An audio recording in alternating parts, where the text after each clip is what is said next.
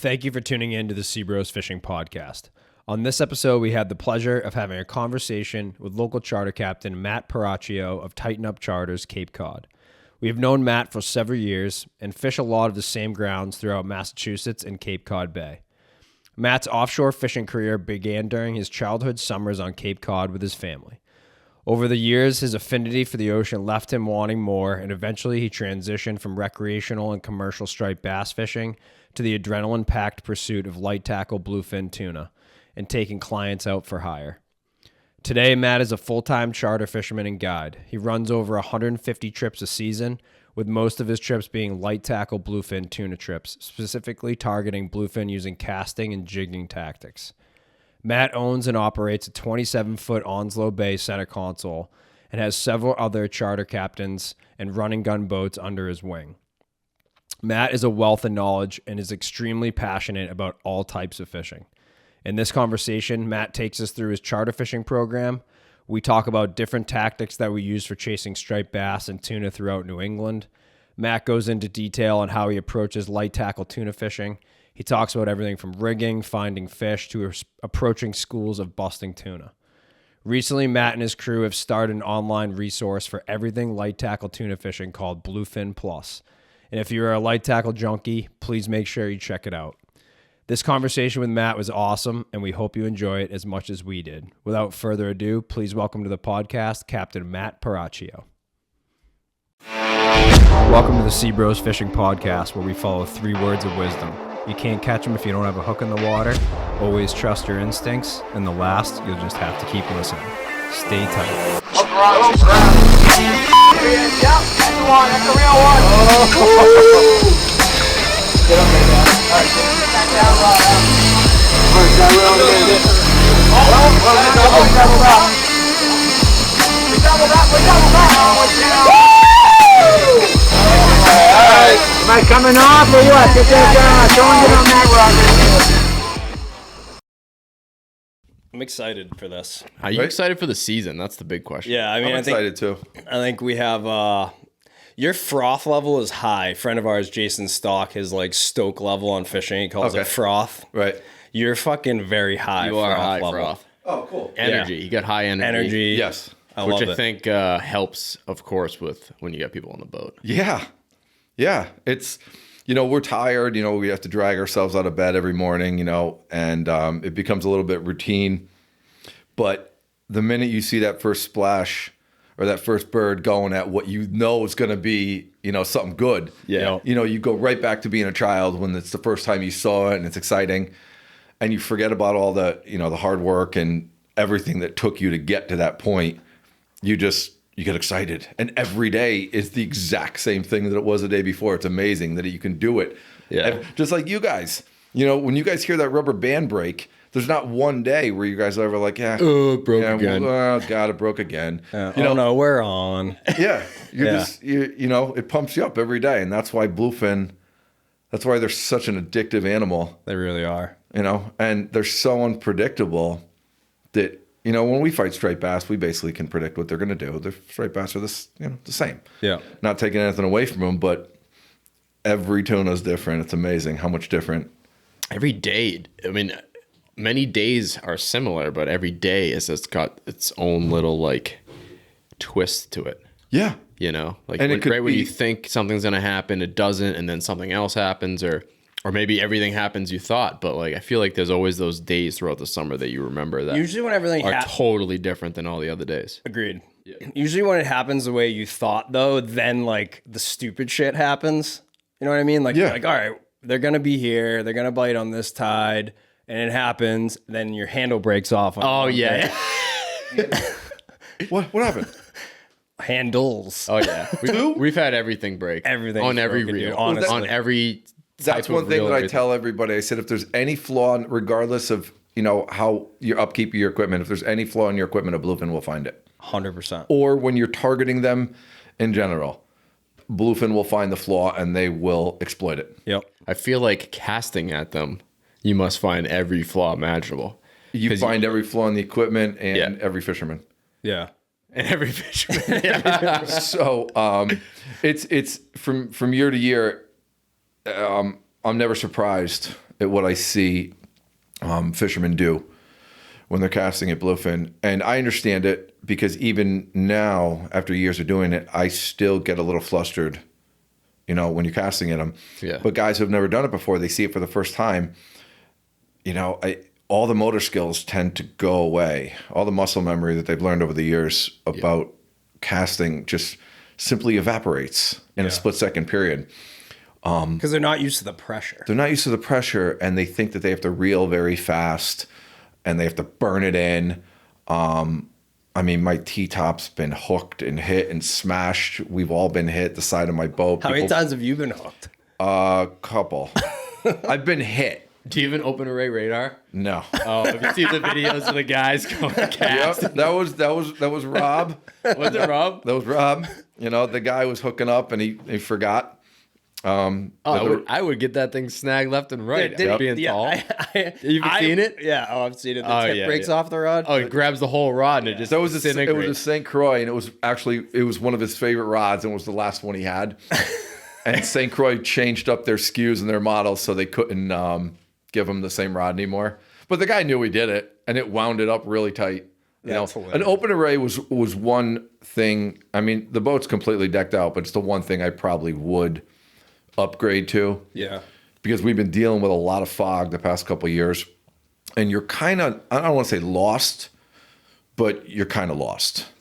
You know, like limited. You're limited. Yeah. You know, at least with an open array, you'd have to get a big one, like a 25 kW, would give you a range of, you know, of more of a buffer that you can look for. But the bird, it's quite. There it is. It's quite. There's the phone. Let me put it on. It's quite the learning experience for the. Do you guys have open arrays? No. Closed. No. Dome Closed, both of them? radars. Okay. Yeah. It seems like it's quite the learning experience. It takes a learning curve to get to learn how to use an open array correctly, efficiently. Right, to really see birds. And Right. I mean, I could probably only see birds for a mile. Likewise. yeah.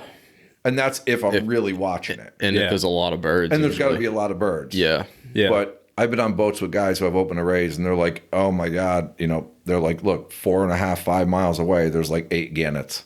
That's insane. And I was like, what? And we'd go blasting through the fog, and he'd be like, oh, they're right in front of us. And then we'd roll up, and there they are. That's pretty, Fish crashing. pretty wild. Yeah. I'm like, God, you'd never know that. Wish things weren't so expensive that are nice. Yeah. Yeah. You know? Well, it's fishing too. Yeah. So you buy that same screwdriver at Ace, it's $3. If you go to West Marine, the same screwdriver is $12. Right. Yeah. So it's a fishing screwdriver. Yeah. Yeah. You know, Same thing in the medical field. If it has medical in front of it, Oh, it's like yeah. 5 times Right. more money. like Right. yeah, if you buy gloves at a medical supply Yeah. store, Sterile nitrile gloves. right? Versus Twice the price. Napa. You know what I mean? Yeah. So they're sterilized differently, apparently. Correct. You know, so yeah. I mean, do you Want to guys? step back into like his. Yeah. Let's go back before we go tactics. Because I don't I know you've been in the game for a while. Yeah. But I don't really know your whole origin story. Well, I started. I've been a fisherman my whole life, you know, and you probably hear that from a lot of guys. But when I tell you I've been a fisherman my whole life, you know, when I was younger, we lived by a small pond down the street, and everybody who lived around the pond knew who I was because I used to come home every day from school, grab that little rod, that little Abu Garcia reel, and go over to the pond and catch largemouth every day. And then I got a little bit older, and I was able to ride my bike around town. So then I started trespassing in everybody else's ponds and all the rivers. Always the best ponds, trespassing. They were. And the golf Yeah. course. Golf courses were always the best yeah. ponds. Loaded. Yep. Right? And we used to listen for the mowers because those guys always used to kick us off. So we used to listen for the mowers coming. We used to hide. You know, we thought it really mattered back then. And then we summered at the Cape. My parents had a place up at the Cape. So we used to go there for 2 weeks when I was younger. And then it turned into 3 and 4. And then I started commercially striped bass fishing when I was 13 or 14 with my father and my uncle. That's sweet. And then that's when the whole backside was just inundated with big bass. You know, I mean, growing up, I was born in '76. So when I grew up, we really didn't see striped bass. the 80s, there's that moratorium on the striped bass. So we'd be fishing the race with sand eels on high-low rigs. And we just caught bluefish after bluefish all day long, all night long. And then somebody would catch a striped bass, and like this word would spread up the beach. And they'd be like, that guy caught a striped bass? They'd be like, yeah. And everybody would like run down the beach to go look at this infamous 7 striped fish. And then I think it was like 88, we caught 3 fish one night, a 36, a 38, and a 34. Me, my uncle, my father. And we were so excited about it. I think I was 12 at the time, that we ran home back to the cottages to show my mom. And Paulie, who's he's the guy who owned one of the cottages, grew up with the guy, older guy. He goes, where'd you guys get those? And we told him. He jumped in his Bronco and he went out to the race. And the next morning I woke up and I came out and he had a pile of bass in the back of his Bronco, and that was it. And then we started drifting eels off the back beach in the early 90s straight through 2001 was right when it started going downhill and the seals started showing up. And it was just all 30, 40, 50 pounders. Like I have 26 50s under my belt. But the last one came in 2001. And that was it. All from shore? Shore and the aluminum. Okay. So I used to tow the aluminum from the cottages in Truro over the dune, like down to High Head or Highland Light or the Mission Bell, and then drive down the beach with the truck, push the aluminum off the trailer, turn it, push it into the water, 6, 8 rods, a cooler eels, a gaff, and a pair of pliers, and maybe if the battery worked, a fish finder. Yeah. And then we used to lay the 6 rods on the boat and just drift eels. But the drags were always open on all the spinning reels. So they would just start peeling. We'd cup the spool, we'd set up on it, and then we would tighten it down. And we'd have so many bass in the boat, that sometimes our feet would have to be up on them, And then at the end of the day, we would just aim the boat at the beach, and we would time it perfect. We'd have to time it right because you'd have to ride the wave up the beach. So I'd unlock the outboard, and we'd hit. If you hit it a second earlier, you'd fall off the wave and smash into the sand because it was curled. Yeah. You'd have to wait for that one split second where you'd have to ride that wave up. And then the boat would ride up, the motor would pick up, shut the motor off. I'd jump in the truck quick, put a rope on the front of the boat, drag the boat up the beach, and then crank it up onto the trailer and off. And I'd, come right down to the Cabral's Wharf or Fisherman's Wharf, sell the bass, and that was it. That's like some Mexico shit right there. Yeah, it is. And there wasn't many guys. When they drive the boats like straight up onto the beach, 30 miles an hour. There wasn't many guys who did it. Yeah. Back then, but we used to look for the mung, the black, right? And we used to look for the darkest spots. And we were only in like 12 to 17, 15, 18 feet of water, nothing. And you'd look for the blackest water, and all the mung was settled at the bottom like pudding, and all the bass would hide in it. And we would drift the eels. And if it was real calm, we didn't have much of a drift, we'd actually use bobbers, like big pike bobbers. And we'd put 3 eels out on bobbers. Interesting. If it was real rough and the drift was fast, because the aluminum boats are like kites.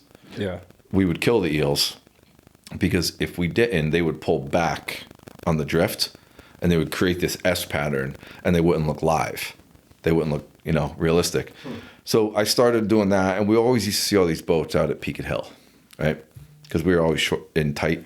We'd see these boats at Peaked Hill, and we'd be like, oh, that's the tuna fleet. That's what we used to say. And not once. I mean, we grew up, and my family didn't have a ton of money. I didn't expect a lot of stuff. I was 23, 24, 25 years old, and I was still using an aluminum boat. Now I see a lot of... They have a 35 contender, right? Whatever. And they trips on it, right? Trips, and on they want a bigger one, yeah. And I was trying to sell bass to get enough money to put $8 in my 5-gallon tank so I can go out the next day, yeah. And eels were, I think, $6 a pound back then, and you got about 12 eels in a pound, so they're only like 50 cents. So, I see what the younger generation does now with boats and what they expect, and I kind of laugh, Yep. But that's how I started the Cape, and then the seals started showing up in 2001, and we watched the amount of fish on that shoreline just decline. slowly went away. The mung disappeared. That huge bar formed on the backside. That bar was never there. The one that runs from Peaked Hill all the way down to Highland Light now. That bar was never there. Interesting. So, hey, it's just, that it cycles. Yeah, for sure. Yeah. So you started seeing guys tuna fishing, and then how'd you get into actually tuna fishing? I felt I had done, I always used to love striped bass fishing. I still love striped bass fishing, Yeah.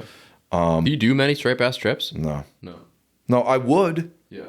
I just don't, I don't know when it happened or how it happened, but I just don't get that clientele anymore.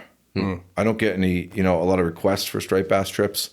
One of the reasons is I started giving them away to people because if somebody calls me for a striped bass trip a month out, when I know tuna season is going to be on, I don't really want to book a day out for a 4-hour striped bass trip. Right. To lock that day Yeah, up when totally I see know, that. Yeah. it could possibly be a tuna trip. And I don't want to keep giving customers away because I feel like I'm letting them down. Yeah.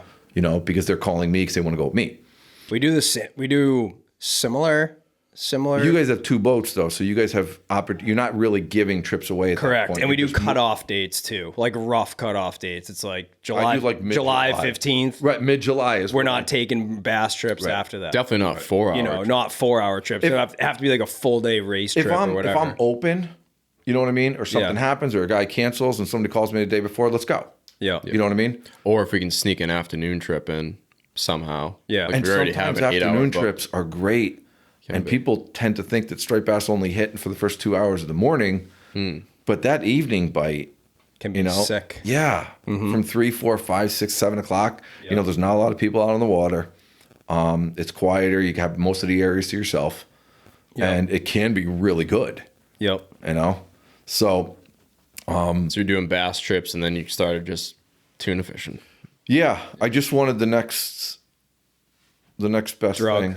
Yeah, I wanted it. Yeah, you screwed yourself. Yeah.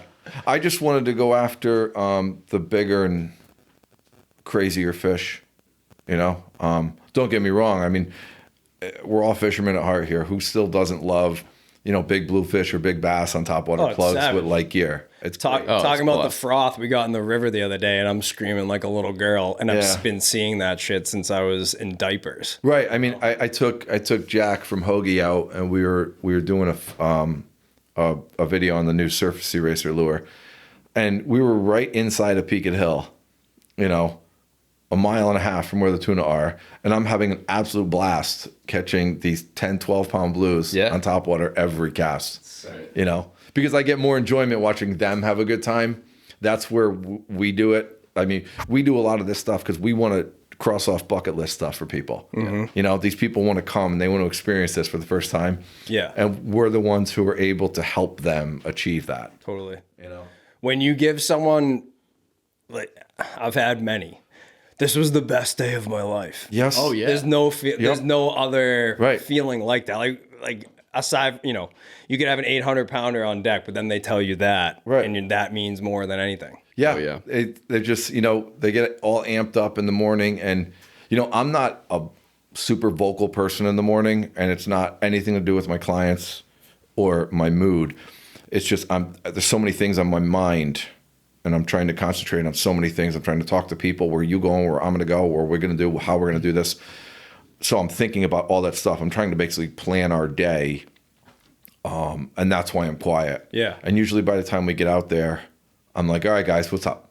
You know what I mean? And then we'll start talking. And I go, I wasn't quiet because of you guys. I'm trying to figure out how we're going to work today. Yeah. When this is actually a great segue. What are you doing? Kind of 3-part question. What are you doing as far as like planning, terminal gear, setups, that type of stuff for, say, like a, light tackle fishing? You're going out to either cast or jig. You're not sure because it's early season, I suppose. Right. I would assume most of the early season stuff you're casting because they're mostly in the surface. Early season north, basically up by us where we fish. Where our 3 boats tend to cross paths. Yeah. Is mostly going to be topwater. Yeah. Right. The jig bite is south. I'd say like, Nauset south. Yeah. And it tends to be in deeper water. So oddly enough, we have found that we have a real tough time catching fish on metal in anything shallower than like 250. It's strange. Ronsies, hoagies, harness jigs, all those work in the shallower water for some reason. But using metal jig, yes, it can happen. We all know this. Yeah. I caught 2 or 3 tuna last year when we were jigging. You know how the bass were in the 100, remember the 130 feet of water? Way in tight, yeah. 130, no, we're like right in our tuna grounds. Right, that's what I mean. Right. Tunas were in tight. Right. Yeah. And I had the guys jigging bass with tuna rods on purpose. And they said, why are we using, I go, you'll understand. You know, and then an hour and a half, he's like, I got a good bass on. And then the fish starts dumping the reel. I said, no, that's why you're using a tuna rod. Yeah. You know, but if we were to target tuna in those areas, the soft plastics tend to work better, and we don't know why. Early season, I'm usually, depending on what all of our other boats are doing, it's a topwater thing. Yeah. Now, when you mean early, do you mean mid-June? Like June. Yeah, like pre-settled fish. Those fish are hard. Yeah. Because they're here one day, gone the next. Intel is almost useless at that time of the year. You know, That's those what are. I mean. How do you prep yourself mentally, and then like how do you prepping your gear? You fill your for tank. A day like that? Fill your tank. You fill your whole tank up as tight as you can get it, and then when it's filled, put a little bit more in. Yeah. And don't stop. You know, I'll look at some charts. We never used to look at temperature charts, but we have started to look at them in recent years. And if we find, that spot I was like 3-4 years ago? Yeah. Right? I saw this little patch of orange on the temperature chart. And we went out there and we explored. Now, a lot of people think that the temperature chart, if it's showing warmer water, that it's going to mean that the fish are there. It doesn't mean the fish are there. It means the bait is going to be there. And you're hoping that the fish have found the bait. And we went out there every day, and that was the only place on the entire Cape that there was fish. And it was in this tight little area. Yeah. And we actually were so bored. I know this of catching fish. You know how sometimes you know where they are, but you want to go see where else they are? Because you're kind of like trying to figure out where I might go tomorrow if they're not here. Almost like rule it out. Right. You're trying. So we did circles around this area, and we pushed out like 4 or 5 miles to look. We couldn't find anything else. We went right back to that area, and they were there again. And they were just on that little rain bait, the butters and stuff like that. But early season, you just gotta cover some ground. We pay attention to temperature pre-4th of July, basically. Yeah. Then after that, it's even on the bank. You're already past that like warming trend threshold where like you're kind of in that like 68, 69 to 74 degree water. And that's warm. It doesn't fucking matter. Right. But then leading up to that, like 65 degrees, like that 50 to 65 That's degrees. your transitional temperature. Correct. Where those fish could be in PEI or New Hampshire or Maine 2 weeks from now or tomorrow. Yeah. So those are, I always call those racers. They're like the first, like the drones. Scouts. Yeah, that they send out to go see where they kind of want to set up. But that's what drives us crazy as tuna fishermen, because we always try to figure out what they're going to want to do or why they're going to want to do it. And every year they just destroy what we thought, right? Like, they're looking for good temperatures and looking for food, right? You're finding both of those on the backside. Why the hell are you leaving? Like, what are you going to look for? You got great temperatures here. You got good current. The water clarity is incredible, right? Your salinity is good. There's bait everywhere. You got bottom fish, you got mackerel, you got sand eels, you got herring. Where you go? What are you looking for? Where's your goal? So I've never understood it. I think the next nuance is the conditions are right for them being there, but what are the conditions for them to feed? If the water's clear, there's good salinity, they're pretty, they stand out to a bait fish. So there's other times where they're in shit water because it's better camouflage. We talked about this a little bit. The weed line stuff. The weed line. We bumped into a couple that the past couple of years, shit water, as you call it, where it was that greenish, brownish color. Yep. And the fish are never in that. Yep. And that takes a lot for that water to move out. Yeah. Because we had it a lot early. they were still there. They were just for us on the bank, not backside. Like we had that shit water, and they were still there. It was just difficult.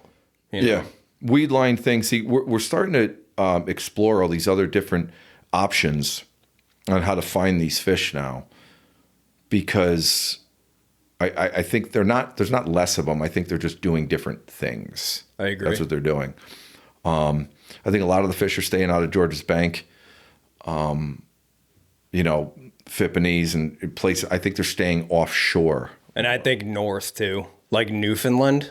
There's virtually no pressure on them, and it's like PEI was. But they don't see a lot of small fish there, do they? Not really, but Right. PEI is starting to see them. Yeah. And a lot of that's because of the mackerel size and the whole like shift in having herring prevalence versus mackerel prevalence. It's like it's gone from a herring fishery to a mackerel fishery, at least on, has it? on the north edge. Okay.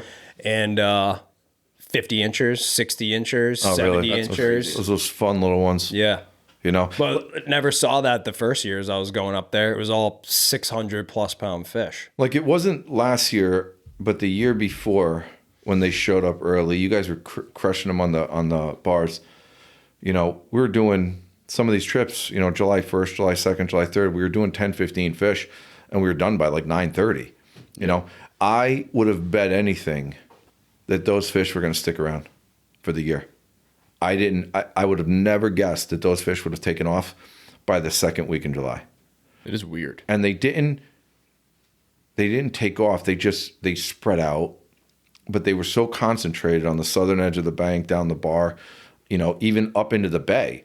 At one point, I was coming across the bay, and I made Wood Ends turn a little wide, and I started heading out toward the whiting grounds. We had them 2 miles outside the Wood End can, right? And I mean, it wasn't a couple of them. Like, they were everywhere. And we had them to ourselves for about 2 hours. And then a couple boats started seeing us, and more and more and more. But by that time, we had our fill. That's sick. Yeah. I don't know how many years ago it was when we had the old Fort Tuna. We used to troll a bunch down by Wood End. Yeah. The small fish, we'd follow them basically from Peaked Hill all the way around inside, trolling them all day. And Would you see them up on the surface pushing? Yeah. You would, right? Yep. I used to see them when I first started, like 15 years ago. I used to see them up in the bay. And this is when I didn't have a clue. We didn't have a lot of the same type of, lures and, technology that we have now. Yeah, the last 15 years, the jigging pop Huge. game is like exponentially. Yeah. growing. I mean, we were using Sluggos and Castmasters and Yep. Deadly Dicks and stuff like that. Yeah. And those fish used to be in the bay, and they used to drive me nuts. Everyone's nuts. Because they would just push and finning, and they wouldn't touch anything. You got close to them, you put cast, they would just sink. Yep. And then you'd have to wait for them to come back up again and think it was going to matter next time you get up to them. It's not. Yeah. And those guys, The harpoon boat's so bad. I just seen a cast net. yeah, exactly. Dude, you could have done more damage with a bunker snagger Yeah. with those schools because they were so big, and for some reason they just don't come in the bay anymore. And they don't push as much as they used to. We used to see it all the time on the bank. On the bank, Almost pushing everywhere. every afternoon on the way home from a ground fish trip, bass trip, coming back from the race, tuna trip, had a great day, had a bad day. On the way home, between the bank and the 900 line, you were almost guaranteed to see fish. Last year was different though. Last year there was quite a bit of them. Yeah. On the bar. southeast side. Yeah, Right. Yeah. And east of the bank too. yeah, they were out there doing it. Yeah. But what a pain in the ass again that they were. I just think a lot of it, and we've talked about this on the bank specifically, is there's just so much boat traffic. That's why I mean, you guys both know I just don't like the bank. And it's not that I don't like the bank. I don't like the bank for my style of fishing. Yeah. Right? When the bank is good, it's lights out. Yeah. But you have to be so dialed with every single thing that you do. And we pay attention to it, but the bank just doesn't produce top water. It's a different experience. Right. Completely different Right. experience. There's too much, like you said, boat traffic. There's lobstermen. There's a lot of pots. It's shallower. Yep. There's different light penetration. Yep. There's different currents up there. The fish can't find anywhere to disappear. And typically a lot of the bait on the bank in the morning is up on the surface. In the afternoon it'll sink a little bit. But we've done well up on the bank on topwater in the fall. And a couple, 2 years ago? Two Julys ago. Like you were talking Going about. back, yeah, when you were like, they're going to be here forever. And then we're like, what the fuck? They just, like 10 days. And then we went out. I remember I took my father out. It was July 8th. We went out and I was like, all right, we're going to come right around this corner. They're going to be right there. And I was like, they're not here. It's always, I was like, always a family member. Right. Yeah, I was like, all right, let's keep going. And we found them a little bit here and a little bit there. And then the next day was even slower and slower and slower. And then last year they showed up super early, like June 20th. Yep.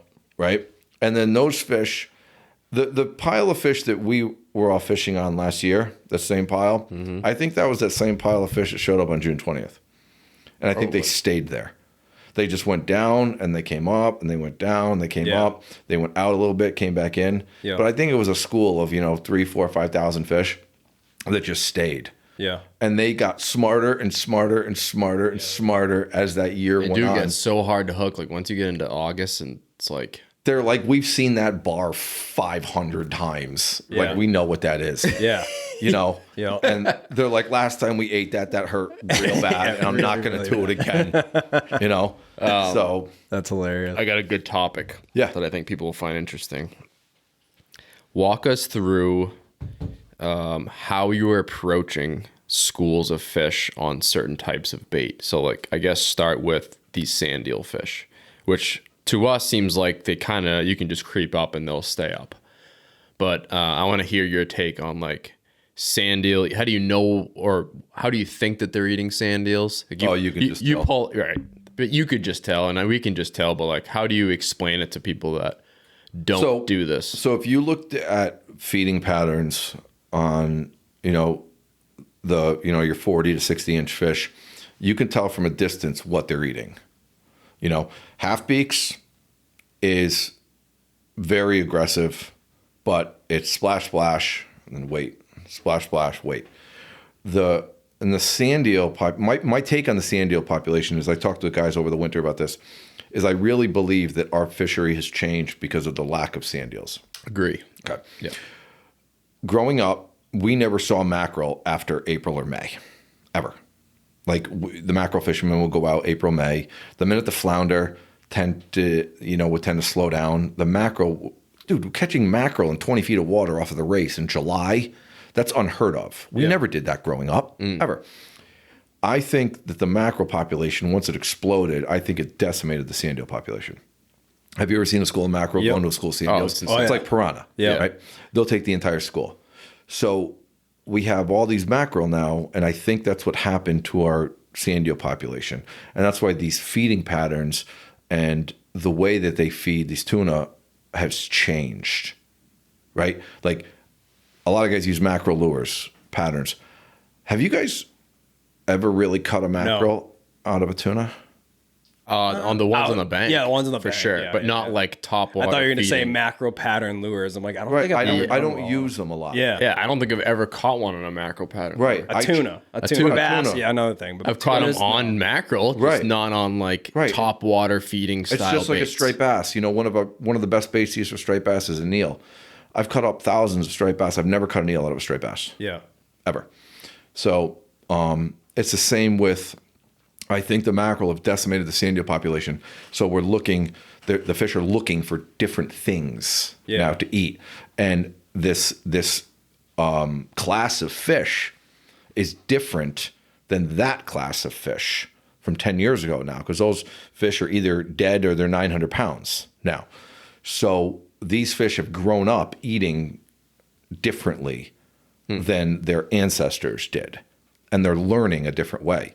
So even if, because I don't know if you guys saw, but I did see a little bit of a decline in mackerel last year. Mackerel were a little harder to find last year consistently than they had been the past couple years. Yeah. We had to look a little bit for them. When in years past, I'd come up the southern edge of the bank and I'd come up another quarter mile up into 90 feet of water, and I would just drop rigs and I would just wait 10 seconds. I would 100% agree with you on the southern half of the bank down to like the tip of the Cape. But there north, it was pretty much automatic. every Yeah, it was single day. insane. So if you went another 4 miles north, And that's it was what insane all the way to the end of the bank. And I'm talking, and I'm inshore. talking like 3-4 miles under the lanes. Yeah. Is where It they was wicked started. slow. Yeah. Right. But 4, 5, 6 years ago, I would go right to Race Point, and I'd go right on the edge of that 30-foot edge, and they'd be all there. Yeah. So I'm not hoping, because we all need, different bait fish to succeed, but I'm hoping the mackerel population, either moves or doesn't. I don't want to say decline, but I want that sand eel population to rebound. Yeah. Did you guys ever rake sand eels growing up? Rig them? Not No, really. rake. Oh, Rake them? No. Okay. So when I grew up, we used to fluke fish all the time, right inside of, up inside the bay, right in front of Provincetown. And we used to rake the sand eels. So we used to have this 12-foot rake with a sand eel on the end of it. We used to put it on the side of the boat, wrap the rope around it on the cleat, and do circles up on the flat and hold the rake. And then we used to take the rake up, turn it over, bang it once on the bucket, and 200 sand eels would fall into the bucket. They're gone. They haven't been there in years now. That's why you don't see guys using sand eels anymore. Yeah. So anyways, I'm off on the subject here, but Tangents are okay, but okay. Yeah. So feeding patterns, when they're on a feeding pattern, and I get asked this a lot about how do you approach them. That is such an open-ended question. I know it is. That's why I asked. Because because it depends how your day's going. Okay. Yeah. If it's 10 o'clock and you see a feed, are you going to be careful and slowly approach it? No, you're going to get fuck over there as quick as you can because it's 10 o'clock. Yeah. And we have to try. Yeah. Early in the morning, I'll see the way they're approaching. If the feed had just started, then in my opinion, you have a little bit more time to get there. If you see these fish going up and coming down quick, you just got to be patient. One of the things I get hired by a lot of guys they want me to go on their boat and help them.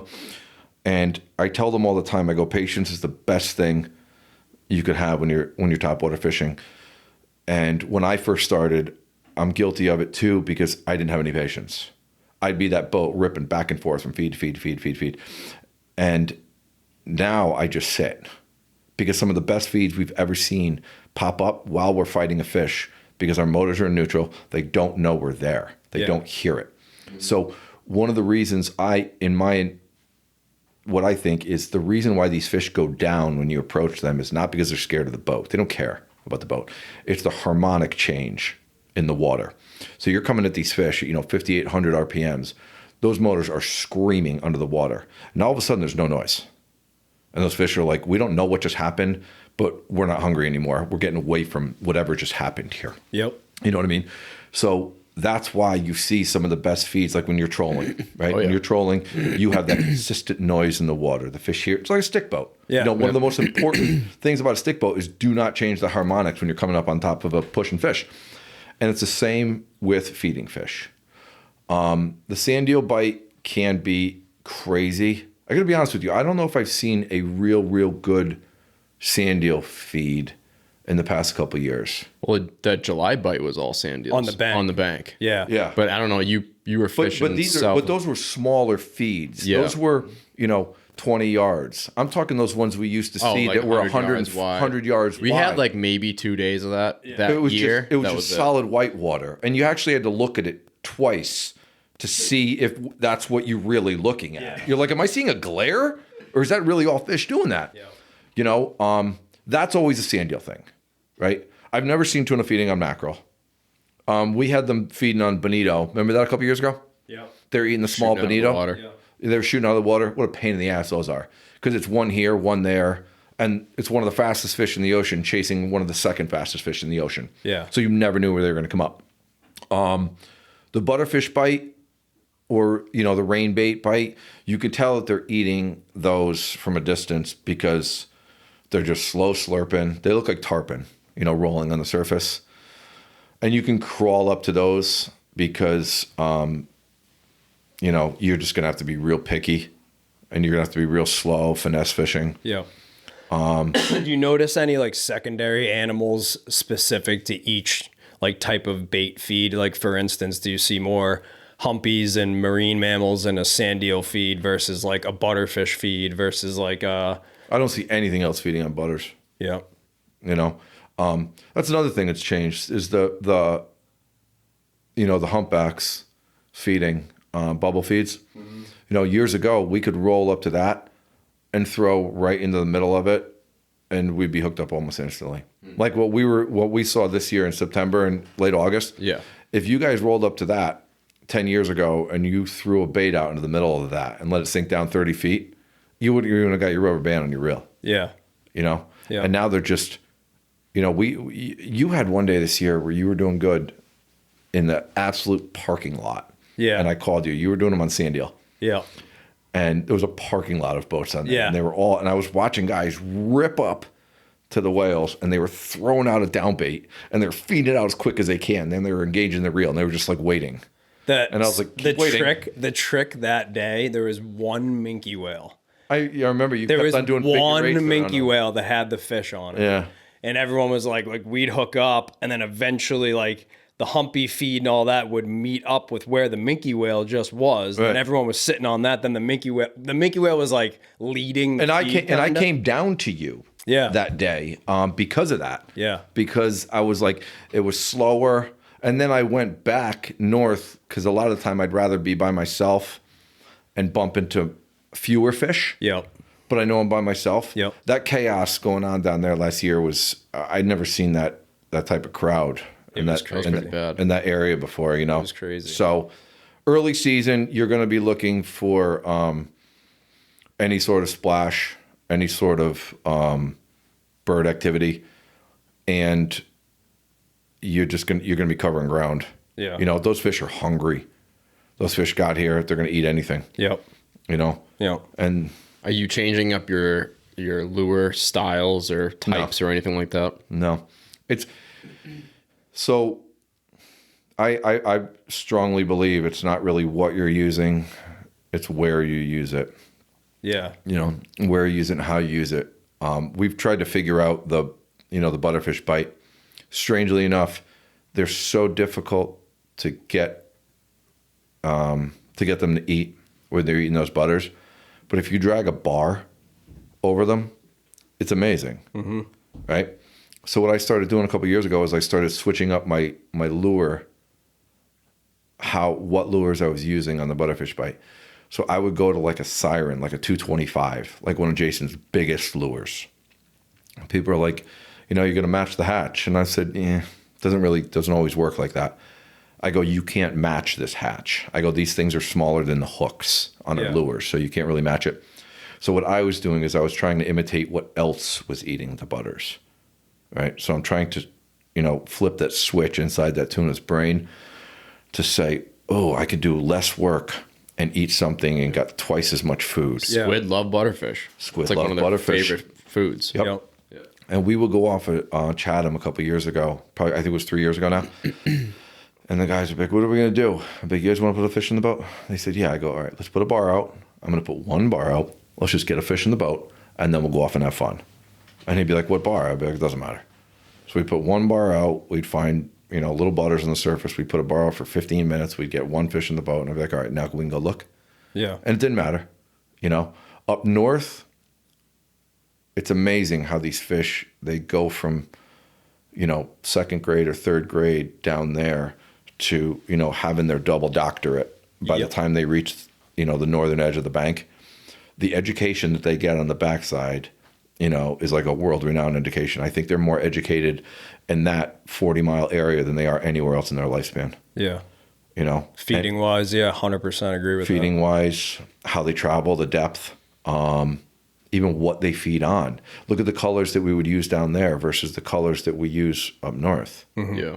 Down there we use a lot of brighter colors. Up north we use a lot of more realistic colors And simpler spreads too. and simpler spreads. Quieter. Slower speeds. Yeah, 4.5, 5.5. Yeah. I think a lot of that has to do with their settling area. Like there's a lot of migration and a lot of travel from like up to Nauset, like you're saying. And then once they get there north, then I feel like they really start to pattern the tide more. Do you think a lot of those fish come from the south? I think Or do you think they come from the east? I think they come from the like northeast. Yeah, I think They make their way all the way up that first deep edge, and then they come in like just north of Jeffries, and then they work their way back down the shoal side of that edge, and finally meet the bank. Because you'll hear that. I'll have a couple lobsterman buddies who'll be like, "Dude, the whole backside was lit up today," right? But I haven't heard anybody in Chatham say anything for a week. So Probably because they came from the north, right? Yeah. Or they came directly from the east, right? And came across like Wilkinson or something, and those fish just appeared. Like 2 years ago, the beginning of July, not last year's June bite, but the beginning of July, the day before, there was nothing there. Nothing. Yeah. And then that next morning, they were everywhere. Yeah. Like, where did they all come from overnight? I think, so here's, wild. I love fucking tuna theories. Right. Yeah. And now that I'm like, Because they're ever changing? yeah, because they're ever changing. And I know like it's annoying to keep going back to our newfound passion, but hunting and trying to get inside a deer's head and figure out like, all right, entrance and exit to a bedding area and how they win to bedding area. Yep. I think it's kind of the same with these fish, especially like on their migration in or their migration out. I think it's more like northeast, southwest travel, like not perfectly straight lines like north, south or east, west. Because if you think about the way, like say a falling tide on the bank or falling tide in the bay, all that water's coming out of the bay, going over the bank. If I was a predator and I wanted to see where the food was, I wouldn't be going straight, east to west directly into that current. I'm not gonna be able to get a big picture of what I'm about to eat. I would go, Can't smell it. I would basically be working like, kind of at a 45-degree angle into that current and be, migrating and moving that way so that you're getting a big swath of smell. It's like, all right, I'm going by the bank. They're, say they're east of the bank and they're swimming, to the north. They're going to be able to wind that entire everything that's on the bank on a falling tide. And then come in and eat. The tuna they take what we know about fishing in all forms of fishing, and they do the opposite.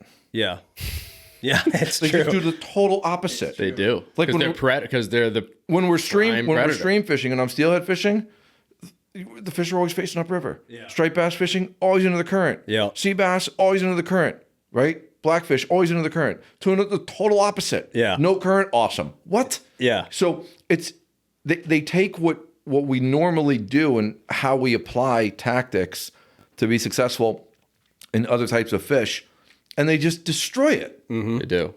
And we don't know why. It's like, customers are always blown away. I'm like, oh, good, the tide's slacking out. This is good. They're like, what? And I'm like, yeah, it's slacking out. It's good. They're like, what do you mean? I said, it's the magic hour. I said, tuna don't like current. And they said, really?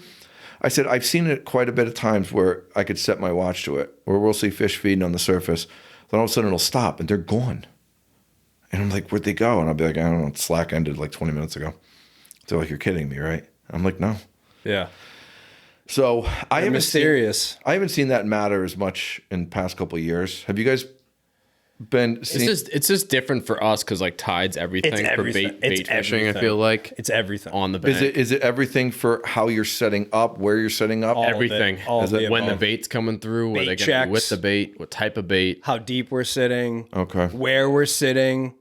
There'll be big tides, heavy current, and the fish, might be holding up in a specific area. You can't get a bite, and you'll like purposely move to a section of edge that's more slopey and less hard wall, because if you sit, on the step or at the top of it, that slope edge takes away from a lot of that current before it comes up onto the edge, so your baits are fishing better. Right. So steeper you edge. might not be in the fish, but the fish are gonna one tuna swims Right, by. but then if the tide swings, you guys have to re-anchor. Yeah. Sometimes, but it also depends on where you're sitting on that edge. Like if you're on a more slope section of the edge, you may or may not have to, because your swing will be fine. If you have like wind against tide But it could be a 500-foot chain. And in some spots, Yeah, it's almost a 1,000-foot swing. Right. 900-foot swing. Right, because you got what? You got how much anchor line, and then you have your boat, and then you 450 feet. But we could. again, depending on where we're sitting, the wind and the tide, we can also bridle off and swing ourselves back to where we need to be. Yeah, you know what I mean? broadside on the so you boat. don't always need to switch, but there's some spots where you have to switch. Like Southwest Corner, that, you know, you can get bit in lots of different locations there, up high on the edge in the deep water, but like the prime zone is only like 75. It's right on that corner. 75 feet wide. You're only Pretty fishing much a the western edge there. 75 foot wide piece of edge, you know? So you're really only, like, you really have to be good at anchoring there. Same thing like up on the wall. It's 100 to 200 feet wide in the prime spot. Do you think those fish, see if I had this theory a couple years back, do you think those fish stay on the bank all day? No. Okay. So my theory was years ago, I saw they were either at the bar or they were on the bank. So I saw them, it would be one or the other. And it was more the eastern side. Yep. Yeah. Where if the eastern side was lit up, we were good and the bar was empty. Yep. And then on the second tide, they'd be at the bar. I think it's kind of like 3 groups of fish. So you get, Yeah, they do. I think there's fish that like primarily from, you know, Peaked Hill to southeast corner. And then you get the fish from like southwest corner to Into the bay the almost. bay. And But then also you have- Peaked Hill. Also too, Peaked Hill. kinda. sometimes. We've noticed when the bay's good, Peaked Hill's good. So a lot of times That's because of that highway. Massive funnel right in there. So like if we know the bay is gonna be loaded with boats, it's way easier for us just to go to Peaked Hill because we can get bait on the way. We can go there. We're kind of spread out a little bit. Like if you guys see those bluefish starting to show up at Peaked Hill, you guys got like a week. Yeah. And then once those bluefish get loaded up in there, Yeah. you know that smell. I mean, that's running at 6, 7 knots sometimes. Yeah. That smell on an incoming is filling up The bay. Yeah. in the bay. Yeah. And I mean, coming out every day, even going home, I see single jumpers all the time. Yep. You know, and they're not people like, oh, that's cool, he's jumping around. I'm like, he's not exercising. Yeah. You know, he was chasing something, Yeah. you know, that got away from him. Yep. And a lot of the time, well, how come he didn't do it again? Because he's probably full. Yeah. No, he got it. You got that 12-pound bluefish. Right. Yep. You know, so I haven't seen the bay be as productive in the past couple of years as it was. Yeah. This past year definitely was not. Last year was slower. Year Right. before was pretty good. Year before was really Was good. very good, right? But last year we had it was good for about 5 days to us, and it had been going on for about a week prior to that. What's your take on that? What do you think? 8-degree water temperature increase in like 24 In the bay? hours. Yeah. I also don't think there was as many pogies last year. Yeah. You know, Weren't they on the other side though? They're in Plymouth. they were in There Plymouth, a but lot. like the years that when the bay was really good, which was 3 years ago, They were 2019, 2 and 3 years ago. town all the way into Plymouth, all the way up to Boston. we could get them right outside our harbor. You could go down to Green Harbor, get them. You can go to Oh, Boston to Wellfleet's get them. usually loaded. Yeah. And I think there was just more fish inside those years. And I think last year was really kind of like Boston or Plymouth Duxbury. It was really, I mean, Which would make sense if those bait fish are pushed in that tight. There's not as many on like the Right. egress. And you guys don't Right. mean you know? one of the school or 2 schools. No. You mean that, Yeah. that Like the that body biomass. of, Yeah. right. Yeah. And in 2019-20, they were right in front of my place. Yep. Yeah. I mean, that was miles of It's them. insane. You know? Absolutely insane. And I mean, Actually, that year, our first fish came basically right there on a pogie school. Yes. 2020. Yeah, Southeast we corner. were doing 5 or 6 Right? fish a day, Yeah. you know, and they were all pigs. They were all like that 7, 8, 900. They were all gigantic. Sick. You know, I got a video of one of my guys. We were on our way home from a bass trip, and I went in to show them, and I said, "Don't cast, please." and this kid, I'm looking at it, and all of a sudden I hear this little Van Staal 150 screaming, and I turn around. He goes, "Sorry," and I go, "So this kid cast an SP minnow into a bunker spool, snack. and this, whatever it was, how big it was." He goes, "Is there any?" I go, "No." Just cup This it. fish didn't even know he had a lure in his mouth, It's insane. and he just ran, and he wasn't even running; he was just swimming. Yeah. And it just goes to show you, you know, it took me a little while to figure out how to catch those fish in there. Yeah. On the pogies though. Yeah. Because what I was doing is, you know, like we all would do, you'd grab a pogie, you'd put it on a balloon, and we're only in 30 feet of water, so I'd put it, you know, 10, 15 feet from the balloon, you'd set it out, and you'd put it as close to the school as you can. What was happening was I was getting bit, and I'm watching this, and I was like, what am I doing here? What's wrong? And I realized that the bunker had just fallen back into rotation with the rest of them, and he wasn't standing out. So, you know, what happens to a bunker when you guys sink it? What's the one thing it does? Fucking It tries to get to the surface. Yeah. Right. So what I did is I took two 20-ounce weights and I put them 10 feet from the bunker, and I dropped the weights right to the bottom. So now Now the thing's, bunker's sitting trying here to come doing up. this the whole time. And that was 5 minutes in the water. Instant. And I think I've seen that video. Yeah. I think like someone's on the bow, Me. they throw a floater in with a lead, and I'm Yeah. like, interesting. And then it was immediately Yep. on. And I was sinking them to the bottom. And it was almost because it stood out. If you have that video, that we're gonna put that in the Yeah, reel. I'll the send it reel to you. That'd be George. cool. You know, but that was one of those days where you're like, The Like, innovation. you That's the best part. it of the worked. Yeah. You know what I mean? It's Yeah. like making a flyer. You know, if you guys were to make an arrow to shoot a deer with, and you Yeah. got all the feathers on the end, you Yeah, make them yeah. yourself. You know, you feel like I really did this. It's a whole nother level to the Yeah. experience. Yeah. For sure. And that's the part between that and giving people that experience. Right. I'm on board with you. Those are the two best parts of the whole thing. What's your take on this year? What do you guys think? What do you think we're gonna happen? What do you think we're gonna bump into this I'm year? seeing a similar year to last year. I'm seeing kind of like Are you happy about that, or no? Last year was definitely good enough. I mean, I would love to see more personally last small year. fish. Personally, like I agree. Yeah, I you know, agree we're a with that. charter Last year company. was tough. Yeah, like we're a charter company, so it's like as many things possible to Opportunities. opportunities. I don't Right. care if they're 50 pounds Right. or 7,000 pounds. Right. You know, it's like I mean, the I know- rod bends, I'm happy. I know you guys sell fish, Yeah. but your goal at the end of the day, just like mine, is to make that customer smile. Right.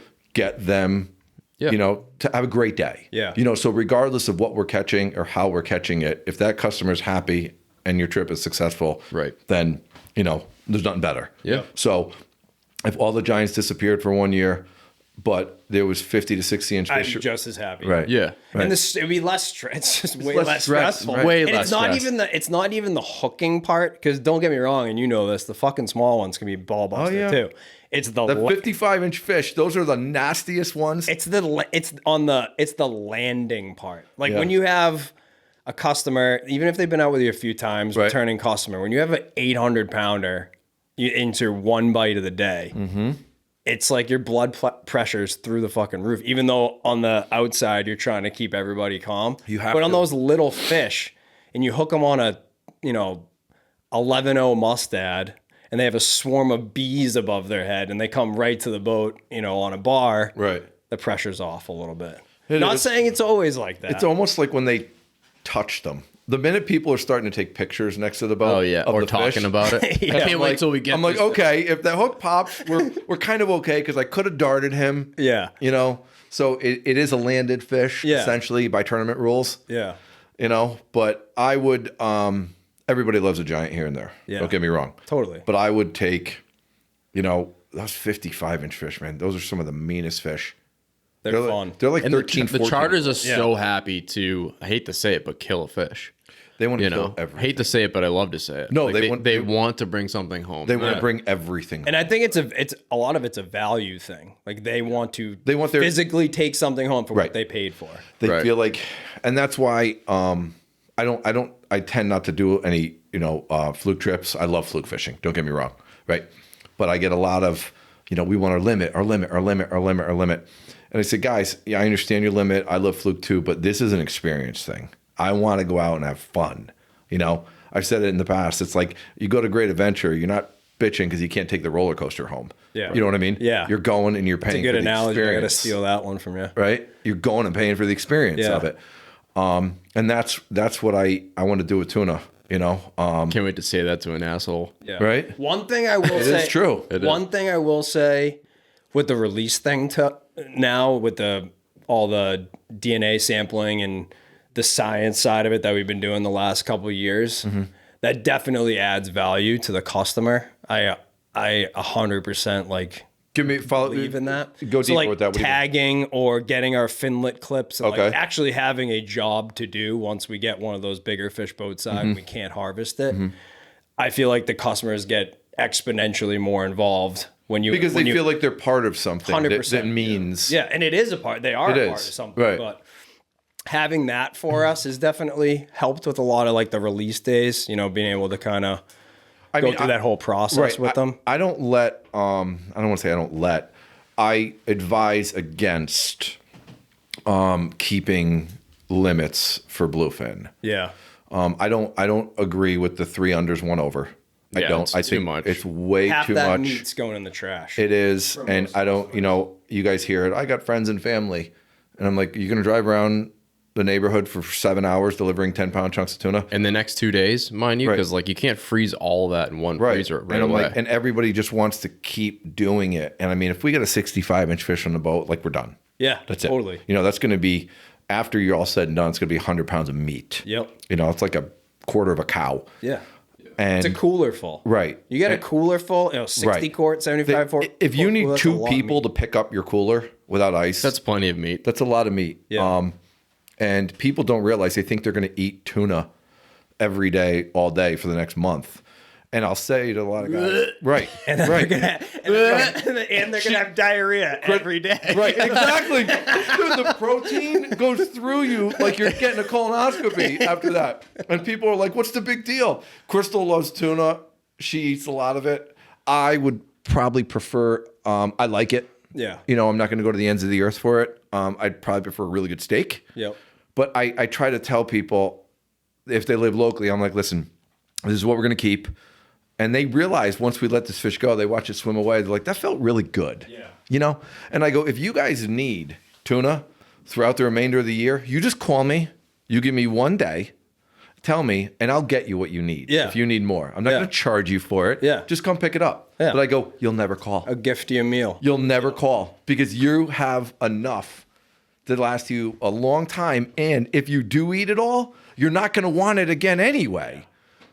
So I tend to favor a lot of the release. Yeah. I mean, there's nothing better. I mean, look at these giants you guys catch. Some of these giants are 25 years old. Yep. Right? Yeah, it's wild. Think about how long ago that is. Yeah. And that's letting those things go. They never get let go. And they know. They do. They know. Not every one of them, but they know. You can tell. Do you think the majority of them have been hooked? Majority? That's a tough one, right? I think there's waves of fish that come in that seem like they've all been close to shore before. They've seen they've fishermen. seen pressure, Right. whether they've been hooked before. I think it seems like there's groups that come in that are smarter than the rest. Like some of these fish down on the southern edge of the bank, or even God, they're so smart. even in the bay, sometimes you'll mark 20, 30. I mean, You don't hook 40 you don't hook fish when you mark might them in hook the bag. one, maybe. The minute you mark them in the bag, you're like, crack, I'm not gonna move. Yeah, exactly. That's what I mean. Like You I don't think- hook them. I think it seems like there's groups of fish that are definitely much smarter than others, and then there's certain places that you mark one and you should have already been on. Peaked Hill. Yeah. Peaked Hill. You mark that fish at 55 feet because that's where they're gonna mark You're gonna eat every a single floater, time. yeah. He's gonna eat anything that you watch that rod in 10 seconds. Yeah. This episode of the SeaBros Fishing Podcast is brought to you by Monaghan's Marine. We recently partnered with Monaghan's and are excited to be working with a local marine business that has been serving the South Shore of Massachusetts since 1961.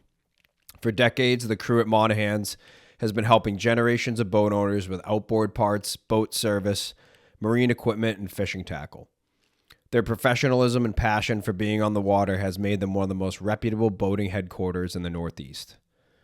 Monaghan's is located on Washington Street in Weymouth, and they are currently a Jones Brothers and Tidewater Boats retailer and have the most well-stocked inventory of Yamaha outboards, parts, and rigging in Mass. The entire staff and crew of technicians have decades of experience, and as a recent addition, Monaghan's has built and rigged out a brand new 4,000 square foot offshore and inshore fishing tackle shop. They are fully stocked with everything needed for offshore canyon fishing, nearshore bluefin tuna fishing, striped bass fishing, and more. We're excited to be able to use this new space as a home base to maintain our own tackle and charter fishing fleet, as well as use it as a spot to film some upcoming podcasts and workshops. As a part of this partnership, Monaghan's has been generous enough to give all listeners a discount on anything in their store and facility. So when shopping at Monaghan's, if you use promo code MBG24 at checkout, you'll receive 10% off any purchase in their tackle or marine department. To learn more about Monaghan's Marine, their location, boat and engine inventory, or parts, visit monahansmarine.com. So I want to dive into some technical stuff because I Sure. know people were dying to hear. They want to hear how you do it. They Okay. want to hear how I would say walk through like your basic casting topwater setups, from your rods to your line to your reels. Yeah, your we'll try to loop to keep loop, all that stuff. right. We'll try to keep this one. What we'll try to do is we'll give you the Cliff Note Yeah. version. Because you could do a whole podcast on Yeah, this could be hours. So we're gonna do a basic setup. You know, we're gonna forget south of the islands and stuff like that. We're gonna talk about where we basically fish. Yeah. You know, our topwater fish tend to be in that 50 to 70 inch range, which is kind of what we're targeting. We don't really want to target giants. Yeah. That's what's unique about the Cape, is you don't know what's going to come up and eat. Sometimes we don't have a choice. So we rig with the intention of hooking the smaller ones, but we have enough in our rigging to be able to handle a big one if that situation presents itself. Yeah. So all my rods are, you know, you guys are familiar with Zach, ZCR. Zach builds all my rods. I've been using those blanks for about 3 or 4 years before Zach was building on them. So they're tried and true. We've tested them, you know, for years. I've never broken one. You know, we've landed fish just shy of like 700 pounds. On spinning rods? Yeah. That sounds yucky. Oh, we had a fish 2 years ago. That sounds very yucky. We had a fish 2 years ago. You guys would better get the weight. It was 117 inches. Yeah. What's that? That's 850 plus. Yeah. Right. It was 117 inches. I have 850 to 1100 depending on how fat it was. Right. I got the picture on the boat, and it was one of those fish that when it came next to the boat, and it was one of those odd fish that didn't fight. You know what I mean? You know how the bigger fish tend to not fight? That 500 Some to of them, yeah. 600 pound Yeah. is that fight that you're like, I can't deal with this. That fish You is. probably hooked like a grandfather that had one leg or See something. this one with him sitting in the that's- water next to it. Click on it and a show it to jumbo. this camera right It's here. it's actually. it's on Instagram? No, it's a reel. Oh, okay. yeah. Okay. So at the end of it, let's see if we can see it at the end. If we can't see it, just go on Matt's Instagram. We'll drop all Yeah. that stuff at the end. This, Yeah, it's a hammer. It's gonna be tough. yeah, that was it. That's a big one. So the reels are, we have two different setups typically, 10s and 14s, 10s and 14K reels. You know, Daiwa Saltigas, Certates, Shimano Stellas, and Saragosas. Those reels are rigged with 50 to 65 pound Veravas solid braid, because you need the capacity on the smaller reels. Yep. The bigger reels, 18s and 20s, are rigged with either 80 to 110 pounds solid, or 110, I didn't even know they made that. yeah. Well, Veravas makes 110. Their line is actually rated to spec. So whatever it's rated Okay, at, it's going to right, break gotcha. exactly at. Most other companies, if it was 110, they would call it 80 pound. Yeah. You know what I mean? And it Yeah. would break like Power Pro 80 breaks at 130. Yeah. You know, so theirs is rated to exactly what it's going to break at. All of our leaders are on the smaller rods, depending on the lure that we're using, 50 to 60 pound for the leader. Using fluoro, No, mono. mono leaders. Mono leaders on all the spinning rods, all the jigging rods, everything. And that's 50 to 60 pound, because if you're using a smaller lure with heavier leader, it won't let the lure swim. Right. You know, Makes sense. the bigger lures, the heavier stuff on the bigger setups, the 18s and 20Ks will be using typically 80 to 100. But if I were to rig up not knowing what I'm going to bump into out there, I'd be rigging with 100. Yeah. 100 pound mono. Yeah. Now, using the mono just because it's softer, so it allows the lure to kind of do what it needs to do, or is it easier to cast, or why do you use mono? It's more forgiving. Stretchier. The testing we just did shows that it's more abrasion resistant also. Really? Oh, I did see some of that testing. Yeah. Yeah. So we did it with 20, 40, 60, and 80 pound, how we hung two 20-ounce weights on equal pound test. You see that? I don't think so. He show put it to- sandpaper on like an edge of a board. Oh, I saw this. Yeah. And he moved the board back and forth. Right, and I had the spools of fluoro and mono hanging behind it, so there was no confusion as to what broke first. And I did it with every pound test up to 130, and the fluoro broke first every time. Interesting. So, people can have arguments both ways, but, I use mono because it's more forgiving. It has more stretch. Your knots probably come out way better. Well, if you're using an FG knot, it bites into the mono incredible. Way better. Yeah. Way better. Price. I mean, you're a tenth of the price. Yeah. And the knots do, even if you're tying onto the barrel swivel. So I tie all my barrel swivels on. So the knots tie much better. They seat much better. You have the fish boat side. You go to leader the fish. Those small fish have those quick head snap. You'll snap lighter fluoro that's stiff because it doesn't have that stretch in it. Makes sense. So I started using it years ago because I had spent so much money to initially invest in starting topwater. Mm-hmm. I just was trying to find ways to not spend money, and I'm like, these guys are out of the canyons. They're using like 900-pound mono leader and they're catching giants out there. Yeah. It's like these long lines. And I was like, we never caught tuna before fluorocarbon. And I go, plus, if you guys were to make a spreader bar, would you ever make it out of fluoro? Nope. Never. You'd make it out of mono. Yeah.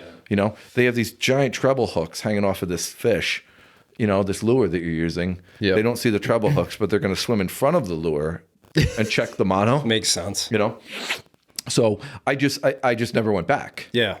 And it's starting to catch on. There's a lot of guys, Jersey, New York. I think it makes complete sense for that type of fishing, especially when you're moving a lure. Right. Listen, but at the same time, if people are confident in what they're doing and it's effective for them, then stick with it. I'm not trying to convince anybody. I'm just trying to tell people what I do and how I do it. Yeah. Confidence, you guys know as well as I do, that's the number one thing in how your day is going to go. And typically how successful you're going to be is how confident you are in what you're using. You guys have used lures too. And after the second cast, you're like, nope. Nope, I'm taking it off. Yep. They're like, you didn't even give it a chance. You're like, I don't want to, because I just don't have confidence in it. Yeah. So it's the same thing. So my rods are typically 7.8 to 8.2. So pretty long. They're pretty long. Yep. Distance. They're completely parabolic. They'll bend all the way down to the reel seat. That's what you want a rod to do. You want a rod to bend all the way down because what you're doing is you're using the entire rod in the fight. Mm-hmm. The rods that shut off halfway, what happens is the remaining part that's not bending is being applied to you, as the fisherman. Yeah. There's no angler lift at that there. point. There's no lift. And those stiff rods are really hard to fight fish. Mm-hmm. I mean, look at the evolution when it comes to giant rods. I mean, in the 80s, these guys were using rods that were 5.5, 6 feet and they were pool cues. Yeah. Right. And then we realized we need more bend in these rods because the fish has to keep that rod bent the whole time. Mm-hmm. And that's tiring for the fish. Yeah. So the rod is actually what kills the fish. People think it's the reel, it's the rod. Yeah. So it's easier on the fisherman to have the little bit longer rod. It's better on the cast. It's harder on my T-top when I get longer rods on the boat. But the rods are typically 7.8 to 8.2. The smaller ones, 50 to 65 pound with, ballpark 60 pound leader. All of our leaders on all the rods are usually around 10 feet. I want the junction of my leader to be between my stripper guide, which is, if you're not familiar with that, that's, from the reel up, that's the first big guide on the rod. Mm-hmm. In between that guide and the reel, that's where I want the junction of my leader to be. And that will give you the perfect distance with the lure off the tip of your rod for casting. Yeah. You don't want any of your leader on your reel when you're casting. Because even if 2 wraps of that leader are on your reel, that's going to take away a bunch of your distance because those are going to come off the arbor on the top of the reel and it's going to hurt your distance. Yeah. It's more friction around the edge of the spool. You want your leader to be at least as long as the fish you might be targeting. If that's Yeah, we go with pretty much that same thing. Safe way to put that, because it's more for you being able to grab the leader, right? And it's more for abrasion. Yeah. Most of the lures we don't have to worry about. You don't have to deal with abrasion on a lot of lures. 7+ inches of Right. lure plastic. If we're using the smaller pro tails or Jason's like smaller antidote, they can inhale it. You know what I mean? But it's not that often. Yeah. That it happens. And you're using an FG knot for the most part on everything? Okay, so yes, clients versus recreationally fishing on my own. As you guys are well aware, you rig a little bit differently than you would normally. Like if I was on my own on the smaller rods, the 10s and 14s, I'd probably have solid 50 or 60 pound on there, and I would do an FG knot or a wind on leader into a leader. On the bigger ones, I'd probably have Cortland C16 hollow core, and I would splice my leader direct. Got it. Interesting. Into the hollow core. Yeah. The reason I don't do that with clients on the boat is because, while the learning curve is, still applies, there might be a couple wind knots throughout the day, just shy of the leader, and I have to quickly get that rod back in action. I could tie an FG knot in probably just about a minute to get it back out there, but I could put a wind on back on in 30 seconds. Yeah. So I can cut the wind knot out, cut the loop off the end of the main line, tie another loop in the end of the main line, put the wind on right back on, and back into action. You just brought up a really, really good point that I hope people are listening to. 30 seconds you're saving. That's fucking everything. Right. Especially in a feed. We talk about that all the time. And I want to get that rod back in action, get them fishing. That's why I go out with 10 or 12 rods, right? But it's odd, even if all those rods are the exact same. If a guy's been using a rod for 2 hours already, that's now his rod. Yeah. So even though that rod's the same in that one and that one and that one, he knows this rod. Yeah. He feels like that's the one he wants to use. Yeah. So instead of picking up that one, he wants to use that one. So I'll quickly get that rod back in action for him. Yeah. If I splice directly, I can, but then I'd have to have my needles and my bobbin and all this stuff out on the boat with me. I can do that, but it's not as time friendly as doing it like that. That's why I rig a little bit differently. So most of my rigging is FG knots or a wind on leader. So when you're doing your wind-ons, what kind of knot are you doing on your loop side? I tie a double surgeon's knot. Okay. Anybody can Google that, and you'll be absolutely mind blown at how easy it is. Yeah, we do it all the time. Right, the big giant biminis that these guys twist. I look at these guys; it's around their foot, and they're doing all these wraps and these winds. And I go, "What is that?" And they go, "It's a bimini." I go, "For what?" And they go, "To put on the end." I was like, "Watch this." I'll make the loop in the end of the line. And I'll do an overhand knot twice, and I make that loop real small. So you want your loop as small as possible, because the bigger the loop, that's more double line coming through your guides. And a lot of the way we rig and why we rig is about distance, efficiency. Yep. So you want the loop as small as possible. So you're just doing a loop-to-loop square knot, and you don't have to do the double or like the double cat's paw, just single cat's paw. Yep. And we've been using a double surgeon's knot for 12 years now. And it's never going to come undone. Yeah, it's easy, it's strong. Makes sense. Yeah, and it's quick, it's easy. You get a wind knot, you take the loop at the end of your main line, cut the loop, you yank it out of the wind on, cut your wind knot out, tie another one, and put it right back on. The only issue with that is you might have to either tie a bigger loop or take your lure off, because that end of that leader has to go through that loop. Yeah. So sometimes you have to take your split ring pliers and lose the lure for a minute. Yep. An FG knot can almost be quicker. I finish an FG knot with 4 or 5 half hitches. That's all I do. No glue, no Rizzuto knot, nothing. You don't want to glue. Yeah. You don't want to glue knots like that. I know a couple guys that glue knots like that, and I think they're taking away the effectiveness of the knot at that point. Just not. I would think supple casting enough. too, being so stiff. It's so stiff. Yeah. Yeah. But you're not letting the knot bite. Yeah. You know what I mean? Yep. Yeah. You're relying on glue. You're relying on glue to hold it. And then, I've pretty much noticed from majority of like your footage and your style, you're almost always using a 230 Spro and then split ring and then your lure. Yeah. The split rings, So the split rings on the eye of the lure tend to be smaller than the ones on the belly of the lure. So the eye of the lure, I'll get away with 100-pound split rings. Okay. A lot. And that's one issue that I see a lot of guys, they're trying to tackle in the beginning when they're starting this is they over rig. They use these huge swivels, these huge, hooks, these huge split rings, these huge everything, but then they're worried about fluoro. Yeah. Versus mono. Most of your line is less than the terminal gear you're using anyway, right? Yep. And your reel can't even do that much pressure, right? So, I mean, a Stella's what, 51 to 55 pounds? Yep. A Saltiga's around 65 pounds a drag. So even if you had a maxed out reel, you're only doing 65% of what that swivel or split ring is capable of holding. Right. That makes sense. I'm guilty of that. I'm thinking, as you're saying this, I'm running through, because we have a couple setups on the boat just in case, basically. Right. And I think we just tied direct because we cast 3 times a year. Last year, when you talked to him, right around Kittery time, you were using fluoro, and I went to the 230 split ring connection that you use, but I was using fucking 300-pound split rings to the lure. But that makes a lot of sense.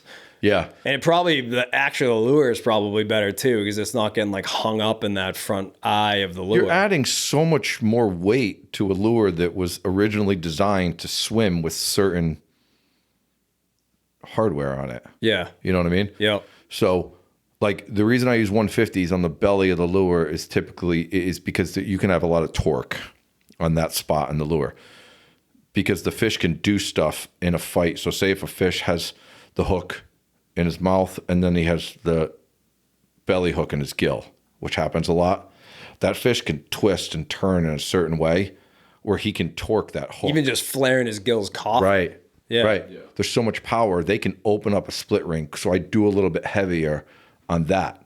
Makes sense. So on your lure using 150. Yeah, on the belly. Yeah. Which isn't a much bigger split ring. It's just a little bit heavier of a gauge. Yeah. And we did the testing on the split rings, like the Veribos 150s. They opened at 330. That's strong. That's more than most humans can fish. Right. Yeah.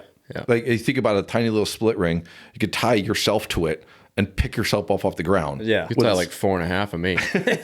With a split ring and that tiny little piece of. Yeah. So people over rig, they don't realize how strong our technology has become.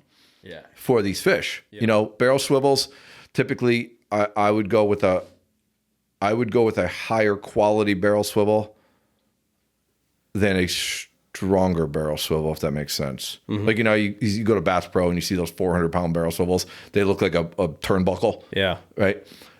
But then you can look at the Spro or power swivels. The titaniums. Yeah. They're 300 pounds. They're a tenth of the size of it. I've used Spro for years. I've never had any issues with them. Likewise. Yeah. Never. I have a tough time. I'm gonna probably try VMC this year, because VMC makes a ton of product. I didn't realize how many products those guys have. We've used some of their stuff for a while. Yeah, I've never had issues with their stuff. Right, and their stuff is like a tenth of the price. Yeah. And I'm gonna try it and see what happens. Yeah. So those are basically my setups. Hoagies. Hoagies Pro Tails, Hoagie Sirens, Hoagie Pro Tails, Hoagie Sliders, the Surface Eraser, the epoxy jigs are all great. Jason at Siren, he has a wide range of lures. My preferences are the Antidote 130, the Antidote 148, the Bolt, and the Deep Seductress. Mm-hmm. A lot of people tend to favor the Sorry Charlies. And again, we talked about preference and confidence. I've just had such good luck with the other ones. What's the difference between those two? Weight, size, shape. So everything? Everything. Okay. I don't know if I've seen those Sorry Charlie ones. Sorry Charlie, you call Sorry them. Charlies. Yeah, you've seen them. It was one of Jason's first lures that he came out with. It's it's one of the only lures he makes. I don't want to say it's floating, but it's not fast sinking like the Deep Structures or the Antidote is.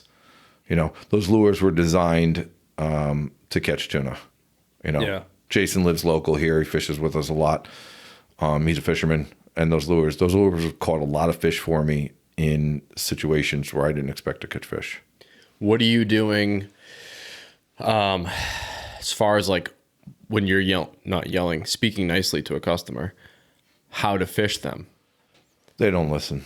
I know they don't listen, but like how are you instructing someone to fish, say, a siren, Nice and versus a slow. bogey? Nice and slow. Rotate. Everybody rips these lures in. Yeah. And I ask them why you're doing that, and they say because the fish swim fast. Yeah. And I'm like, that doesn't mean they eat fast. You know, I said, if you were a fish swimming around, why would you want to go after the fastest possible bait out there? You want to go after the one that's dying or sinking or slow or lagging behind. That's the one you want. I go, plus the faster you reel it in, you're taking away opportunity. I go, keep it out there. Give them more time to see it. So we do, I do long sweeps. You know, say I'll pull, reel, you know, and you get that, and then the lure will sink head first, and then you get it again. And they always hit it on that pause. You know, I've seen a lot. That's on all your bigger hard plastic stuff. Yeah. The pro tails, the Hoagie pro tails, I use those really slowly. It's very cool seeing a different styles, because I get a lot of guys that fish for bluefin from Jersey and New York. They come up and fish with me, and they fish them completely different than we do. They burn them in. The pro tails? Yeah, they just burn them. I use them real slow. That's one lure that I found to be, I don't want to say quite effective on the butterfish, but it was effective. Yeah. More than a lot of the other lures. And I was reeling it like this, dude. I was crawling it. And I think the butterfish were so small in that year that I think the paddle Yeah, it's so was small. just doing this. And I think that's what they were eating. Yeah. I don't think they were actually eating the actual Yeah, bait. just I looking think- at that back profile. Right. I think they were just seeing that. And because the faster you reel it, it becomes like, you know, one color at that point. But the slower you reel it, it was actually doing that. And that's one thing I found to be effective with that. You know, So there's really no wrong way to fish those then. no, that's one thing that's great Good, about yeah, the pro probably tail. good for customers. Burn them in, jig them, you know, cast them out and reel them in. How? I don't care. Yeah. You know, so one thing I can make, one thing I'd say is a lot of times I see the mistake is people, they rush. They don't take the time to make that good cast. And sometimes you only have a couple opportunities a day. But the guy who sits back, I can tell who's fished on my boat before. The guy who sits back and he waits a second or two to see where those fish are going to come up that next time, he's usually one who hooks up. Yeah. So you go racing up to a feed. These two guys are like, get out of my way. They grab the rod. The boat's not even slowed down yet. I'm still doing 40, and they fire these casts out.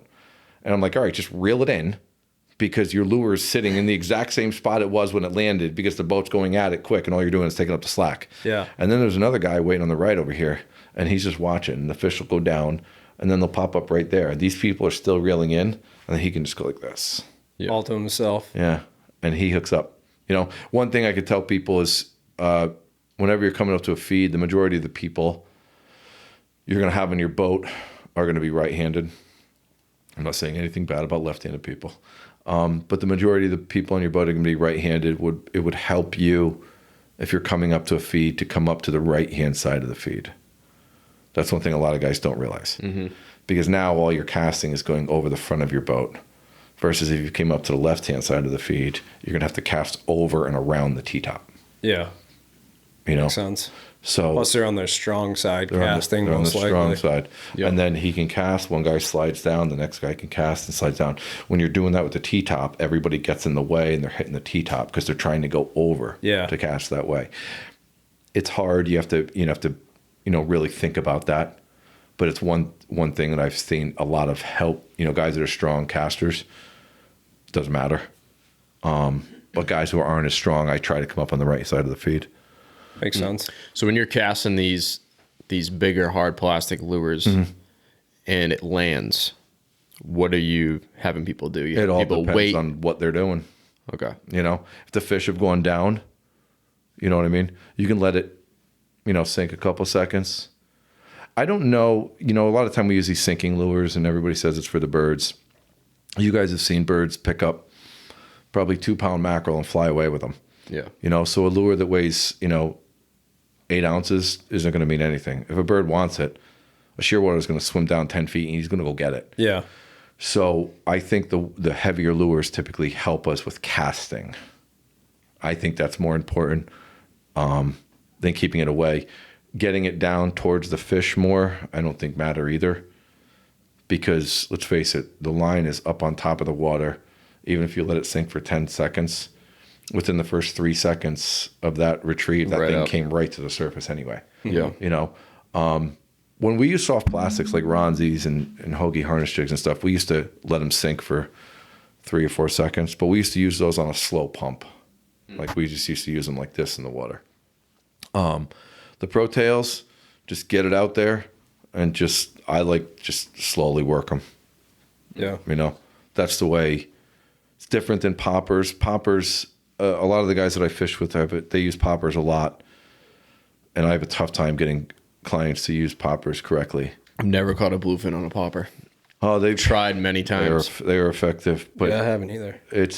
We were doing good with them. When I say south, I don't mean south of the islands. I mean south down, by the elbow. Yeah. We were doing good on them there, but it's work. Yeah. You're not seeing them crashing. I'm talking, these were blind strikes in the fog. And that's why we were using them in the fog, because we could call these fish in. And down there, there's just these ones and twos that are ripping around on the surface. It's an adrenaline-packed bite, though. Oh, I'm sure. You don't know what's coming. Thing just comes out of nowhere. Out of nowhere. Yeah. It's like it a looks kite somebody bite. throws a Volkswagen at your lure. Yeah.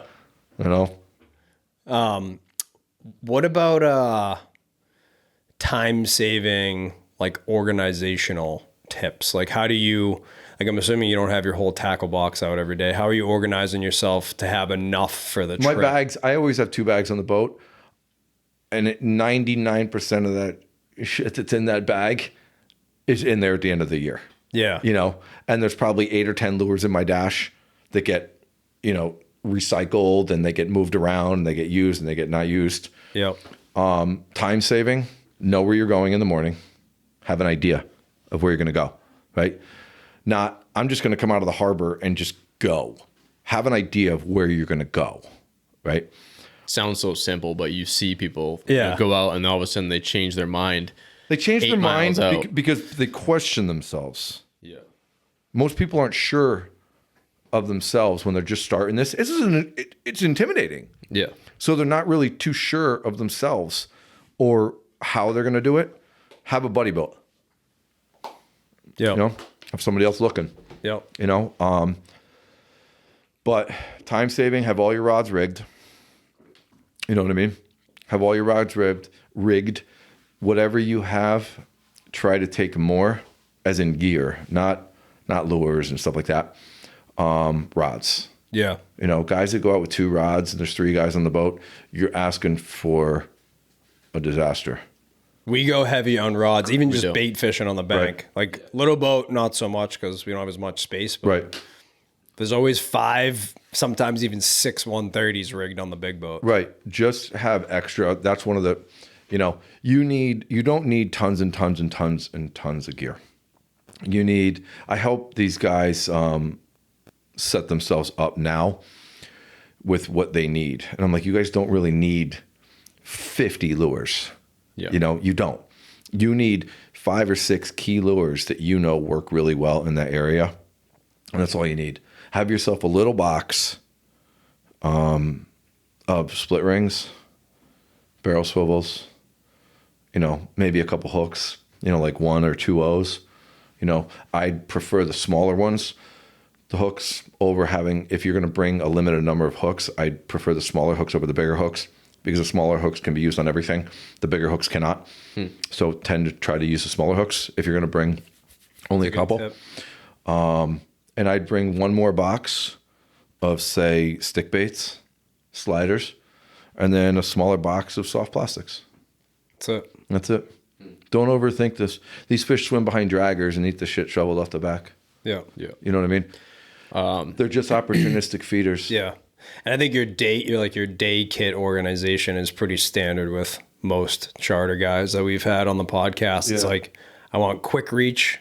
Right. Everything I need for that tactic is in that box, and just enough for definitely this trip, and I might have to restock it a little bit for next trip. But I don't want a bunch of shit out there. It gets ruined. It gets destroyed. I have 1 bag in my helm underneath, and I hardly go into it. Yeah. Yeah. Yep. I mean, my leaders are all good. I have 1 spool of leader, that I'll keep in the dash. But I mean, we have enough rods on the boat where we don't need to redo that. I'll just, if something happens, I mean, we don't break off a lot of fish. Yeah. You know, if you break off a fish, there was an issue.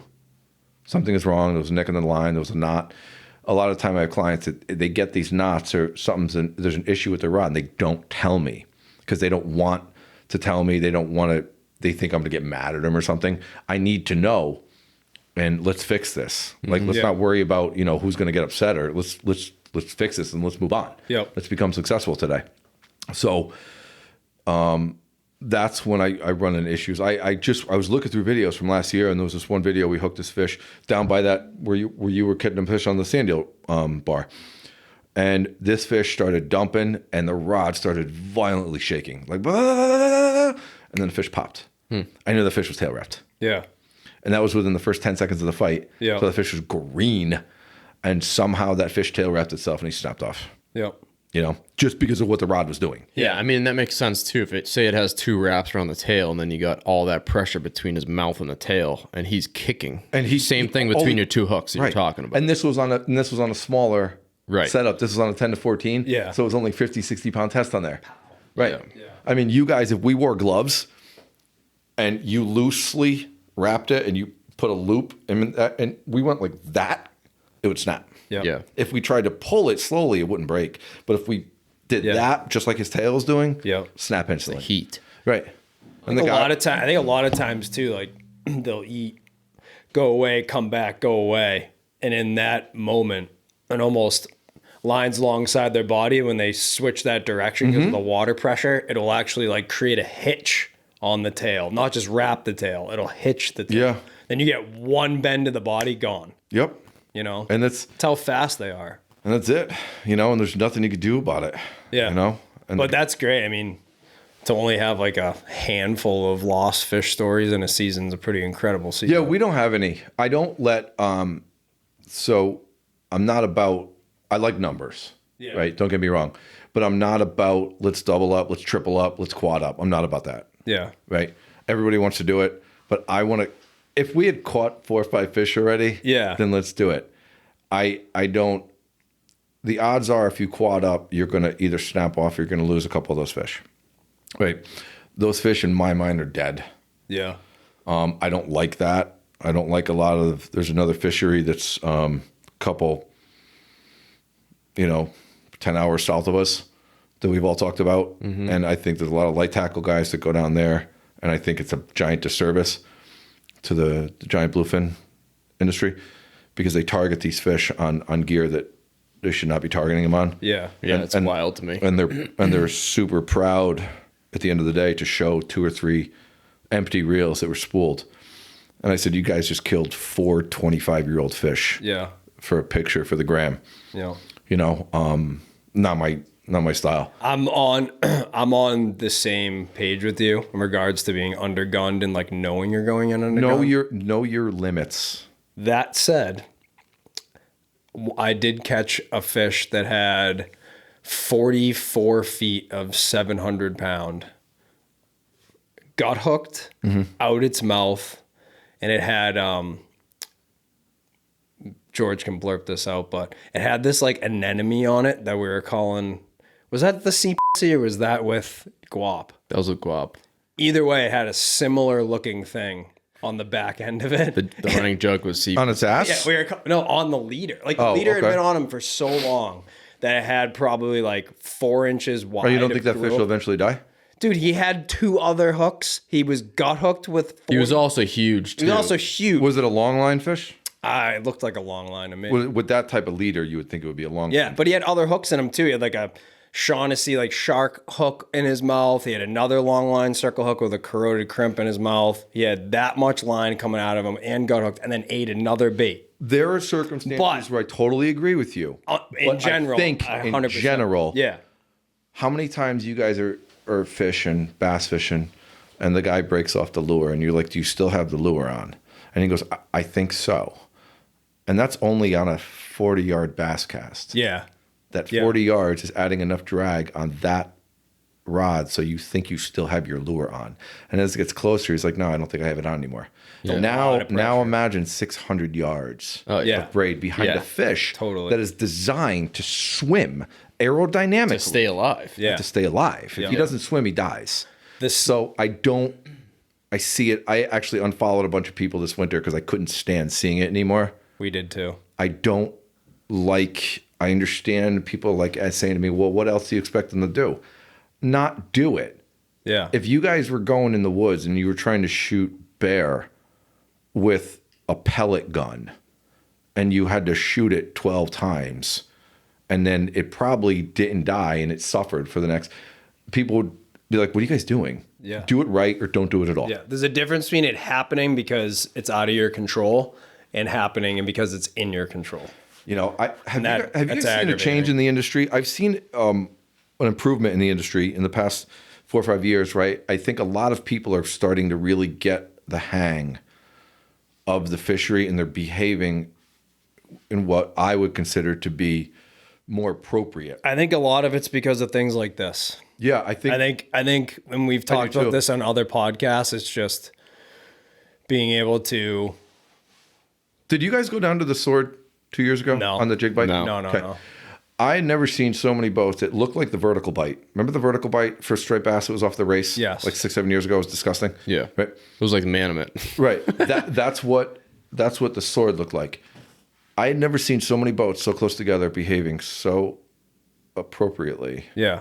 For so long. Yep. You know, the rigging that people were using was a little questionable. Yeah. A guy snagged one of our jigs and he actually had like 60-pound test with a diamond jig and a tactical angler clip that we use for striped bass. Yeah. And that's what he's dropping down to the bottom for those 500-pounders.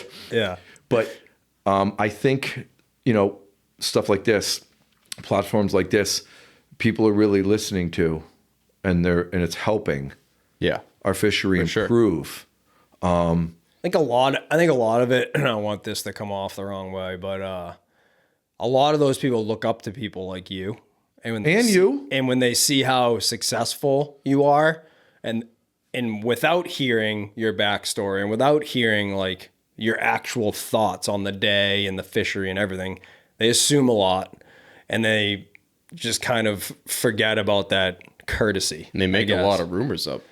And a lot of rumors. And then when you have the opportunity to just talk, you know, authentically, that's why it hits home for a lot of people. That's why I try to stay by myself a lot when I'm out there. You know, people say to me a lot, they're like, "We never seen you out there." I was like, "You probably never will." Yeah. You know, and it's not because, you know, I'd rather have all the fish to myself and I'd rather spend the time. That's why I built my boat around speed and, you know, range. Is I want to be able to go find these fish. Yep. You know, we're on a similar page. Obviously, it's a lot different with where like the section of bottom that we tend to fish most of the time. But like the advantage that we have obviously is we're out there every day. So even if it goes from like a 10 boat charter fleet on the edge to a 70 boat commercial recreational charter boat fleet, those 10 guys are it's just that slight, same like thing. you can anchor up next to me, but and the people might be, if you're off 10 feet, yeah, you guys are the same thing. Dave's getting the bite first, or Taylor's getting the bite next, and I'm getting the bite next, and you're getting missed. And people say to me, they're like, "Man, you hooked up every day. You're so lucky." I'm like, "Yeah, that's what it is. Yeah, luck. Yeah, you know, it has nothing to do with dialing this in for the past 15 years and thinking about it on your Navionics in bed before you go on the charter. Right. I'm lucky every day. You know, listen, if I was lucky every day, I would not be a charter captain. I'd be a Mohegan Sun. Okay. 100%. Okay. So it's not luck. There is a bit of luck in it. We still need the fish to swim by us. Yes. Yep. We just have learned over the years to strategically place ourselves in those areas that the fish tend to frequent more. Yes. You know, than others. Yep. And you build that you just build that instinctual knowledge over time. Like you can look at one slick versus another slick, like the fish are in that one. I truly believe that people are meant to be certain things in life. Like I was meant to be a fisherman. Like I was not meant to be a golfer. I was not meant to play basketball. I can't picture you golfing at all. No, I'm actually pretty good at golf. I could see you. I could see you breaking a golf club over your knee. I'm actually pretty good at golf. See, I was gonna say that. Okay, Really? I bet he's pretty damn good. My friends who play golf all the time, they hate it because I'll keep right. I'll keep up with them and they hate it because they're like, you don't ever play and you're still good at it. But I was meant to be a fisherman. I can see what I can see what these fish are doing. Yeah. And you see what they're going to do. That's the biggest thing, what they're going to do. It's so we've done a lot of filming, and I'll say to the guy, I go, watch, you're gonna see a fish jump over there. He goes, where? I go, under those two shearwaters, just watch. And then the fish will jump and he'll look at me and be like, and he'll be like, oh my God, what are you, a wizard? Great topic, actually. You know? I love this. Birds. Yeah. I listened that birds. That was birds. We Damon's, can do it. It's days. What you did. Birds. If anyone was at Damon's show, you did a great job on birds. Talking about the different. That was honestly my favorite presentation of the whole thing. If you can learn to read the birds, you're gonna catch fish. Yep. That's it. No. If you learn to read the birds, you're gonna find fish. I'll put it that way. Not gonna catch fish. You can catch fish. You'll put yourself in the right spot. I watch people drive by fish all year long because they're looking for splashes. Yeah. If you just see the birds, you can figure out what they're doing. And every bird's doing something different. Yep. Right? Where you are, too. South of the islands, you pay attention to petrels. Right? I don't care about petrels by us. Right? Gannets, we know the bait's huge. Right? We know the bait's big. Yep. And typically the bait's deep when there's gannets are there. You can tell how high they're diving. Shearwaters, are they flying? Or are they looking? Or are they following fish? Right? Yep. You can always tell. Shearwaters that are sitting on the surface, right? I'm 12 miles offshore.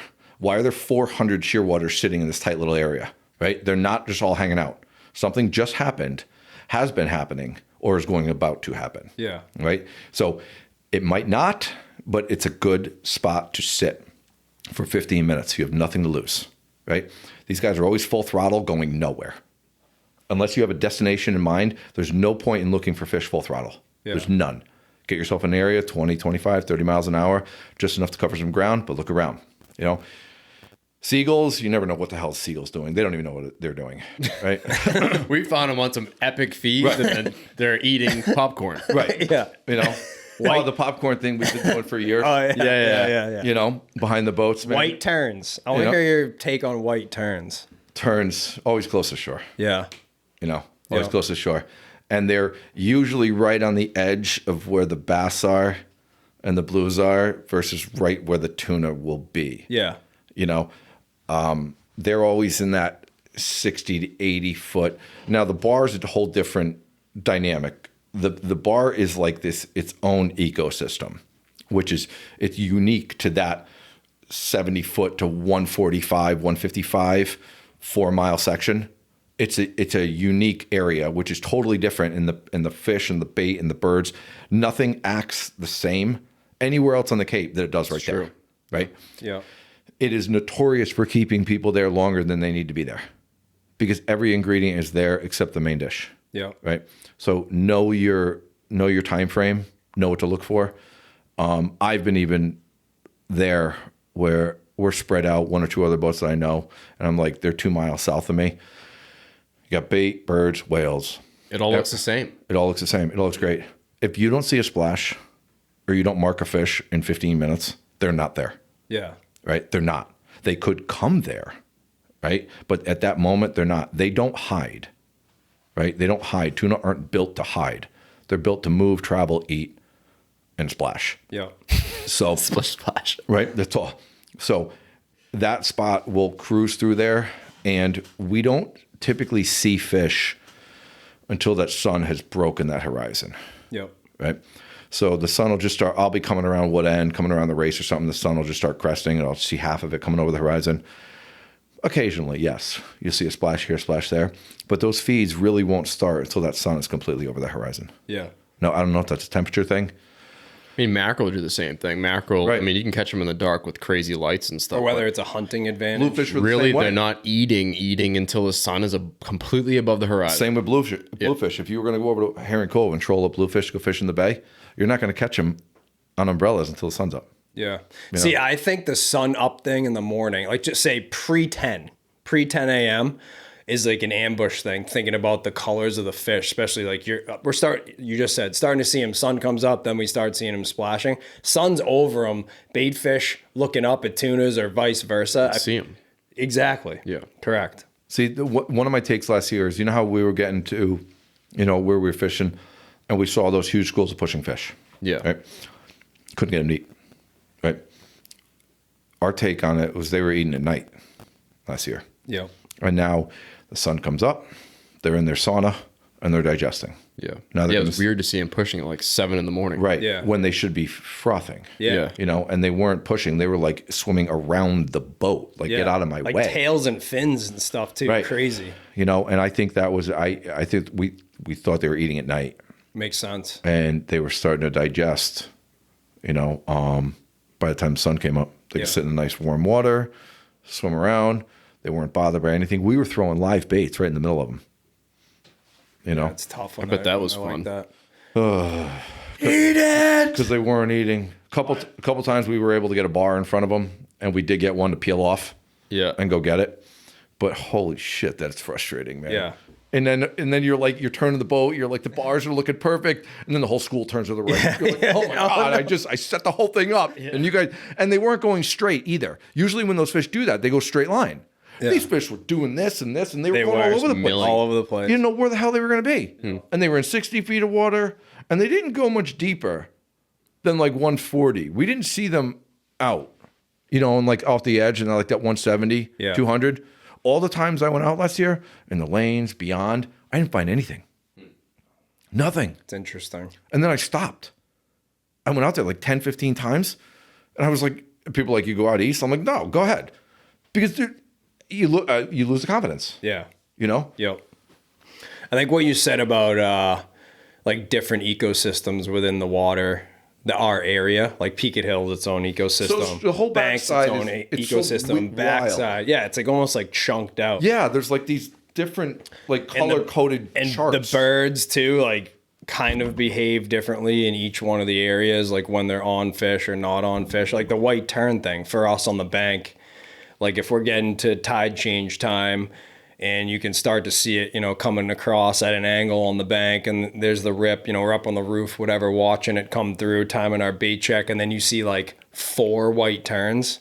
99.9% of the time, there's a fucking tuna right underneath those. Yeah, we almost always either mark or get a bite when they come through. When those white terns come through. And they could be flying fast. You're like, there's no way they're on fish. They're just flying by, and the minute they fly by, it's like, you look at your screen, burp, burp, or you're on. I followed one Shearwater. This is a guy from Maryland. He booked a trip.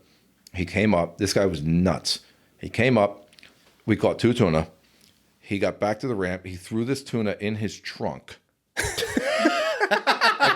He opened his trunk, and there was a tarp. There was a fucking tarp in the trunk, like he was mafia. Right? He threw the tuna in the trunk, and he goes, all right, later. And he drove back to Maryland. No ice, nothing. No, he was going to stop and get ice, and he was going to fill the whole trunk full of ice. But he wanted to show all of his friends this tuna. Yeah. We followed one bird 6 miles. No shit. And he goes, what are we doing? I was like, just quiet down. Yeah. And you could tell the bird was following a school of fish, right? There was just no other birds around to grab with that other bird, but the bird was flying, but he wasn't going somewhere flying. Smelling. He was like just flying, and then he would go down, and then he would stay, and then he would come back up, and then he would stop for a second, and he'd hover, and then he'd keep going. Dude, that fucking bird led us to one of the biggest feeds I've ever seen. That's sick. And it was for 45 minutes in every direction, all around us. That's so incredible. And we followed that one bird. If anybody listening, if anybody's out there looking for fish, and you haven't seen birds in 15 minutes, and I'm not talking onshore, I'm talking like offshore, outside that 3-4 mile line, and all of a sudden you see 2 birds doing circles, stop. Yeah. Just stop and stay there. There's a reason why they're doing it. Yeah. They're not just hanging out, they're not exercising, they're there for a reason. Yep. And what's going on below that surface? There was that one day we were coming home, running back to the harbor. It was 12:30, right? And we were coming up the 60-foot line right outside the inner pot line. And I saw one splash on the inside of the pots, like way shallow, like 50 feet. And I was like, oh, let's just stop. This was 12:30 in the afternoon. And we just stopped and looked. And all of a sudden we're like, oh my God, they're over there. They're there. The amount of fish that erupted within a 2 square mile area, as far as we could see, was something I hadn't seen in years. I called in 3 boats. One of the boats is like, I've never seen anything like this in my life. One of the other boats called me and he goes, what are you using? I go, we're using poppers with no hooks on them right now. He's like, okay then. Right? Those fish, and then stopped when the tide went down. Gone. No birds, no bait, no marks, nothing. They were gone, which shows you that they're there. Yeah. Like, where did they go? Yeah. Right? Did they just run offshore a mile? Where did they go? We were scanning with binoculars after that. We didn't see anything. It's crazy. We went back there the next day with like the fix that we had to get because we were like planning our whole day around 1 hour later on that tide. Yeah. There wasn't a fish there. It's crazy. Where did all those thousands Like they just of fish pin the bottom and like go 2 miles. Like what the hell do they do? This is when we were catching giant albies with them Oh yeah. on top water plugs. We were catching, I drove away from those last year. Thought they were bluefish. I was trolling bars and guys were actually catching them on bars. these are like 12-pound albies. Yeah, they're we were giants. catching with the bluefin. That's Yeah. crazy. And I drove around them. Like I saw 2 or 3 schools. I'm like, I don't want to destroy my bars. I'm going to troll Right. around these things. Trolled around. When I got back to the dock and the guys were like walking around with these giant albies. I'm like, fuck. Have you guys ever seen albies at Highland Light? A couple times, but not like that. Yeah. I mean, I was seeing blitzes. It looked like giant schools of bluefish. In one of the videos, they said to the guy, I go, those bluefish? Yeah. Because you couldn't tell Right. what they were. But these were 40 These to were like- 50-inch bluefin. Yeah, these are Oh, these were big the albies. albies. Yeah, they were big. Yeah, like is this a small bluefin on this tuna rod I'm using, or is it an albie? That's cool. They were And eating they- 13-inch hook baits. Right. And people are like, I'm going to use albies, lures, and real light leader. I'm like, this albie just hit a Siren 185 on a 100-pound mono leader. Okay, Yeah. so don't give me your finesse albie fishing. That's funny. You know? That's hilarious. So it was one of the only times I was upset about catching 10-pound albies. That's so funny, dude. You know, so I am, the bird thing is that could be done. That could be at hours Yeah. of a conversation because Maybe how we'll do you that next year. And jigging. We didn't even touch jigging really. how you guys look at birds we'll do that again versus next how time. I look at Probably birds. very different, but very similar. Very similar. Yeah. But completely different, outcomes. Yeah, exactly. So most of the time on the bank, I do pay attention to any birds I see Yeah. Yeah. on the bank because you don't really see. If you see all the birds looking around all over the place, that's a whole different. Totally. Right. Back to your point about seagulls though. I never fucking pay attention. Such knuckleheads. You know what though? I've seen some feeds. I don't know if this was like maybe 5 years ago when we were actually there was a good bite out by a little west of Wildcat in like 270 feet of water.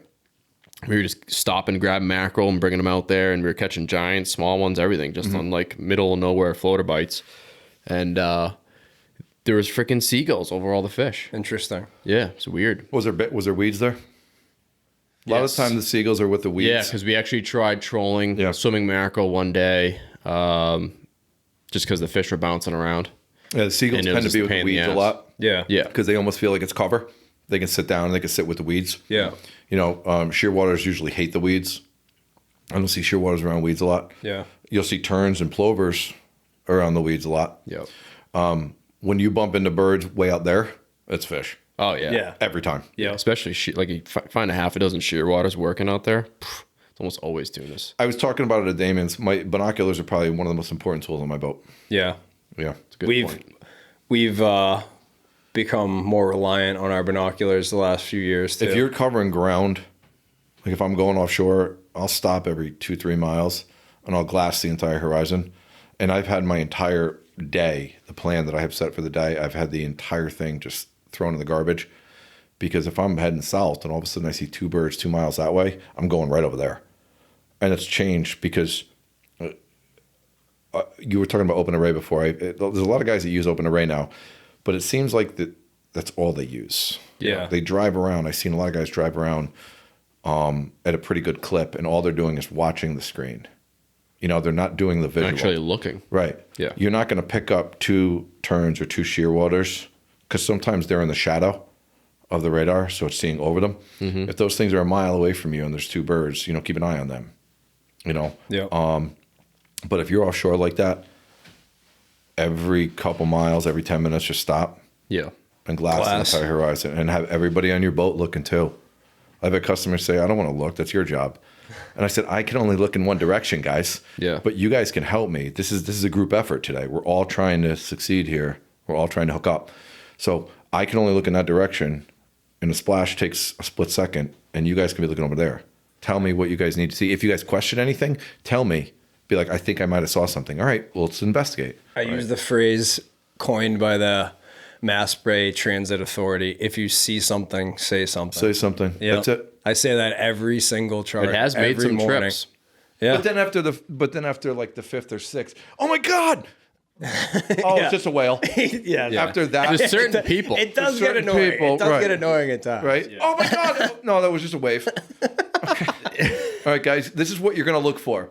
A tuna is going to look like this, okay? And a lot of the time they come this high out of the water. So look for that, okay? And they're like, we think that was a tuna. I was like, what was it? He's like, I don't know. Could have been a whale. It's funny you say that because I'm like, they look different. that day I was down there trolling and you were fishing the day you've referred to a couple of times. I had the charters. I'm like, don't let that minke whale out of your sight. Yeah. You get a bite, it keeps Yeah, moving. and they did. Like we were hooked up, and we had guys still looking around for them, and it is a big help. And it is a team effort. Even if it's only one bite a day, it's a fucking team effort.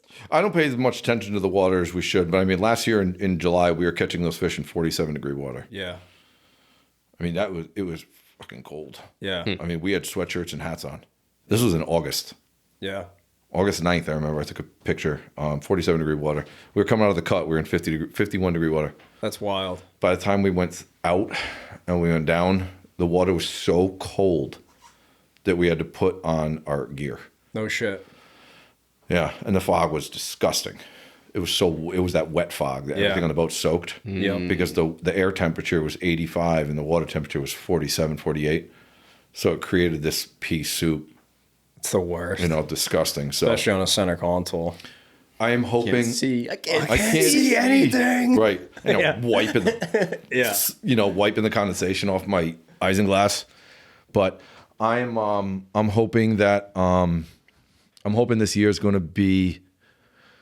I mean, we're all hoping the year is going to be better than last, right? Always.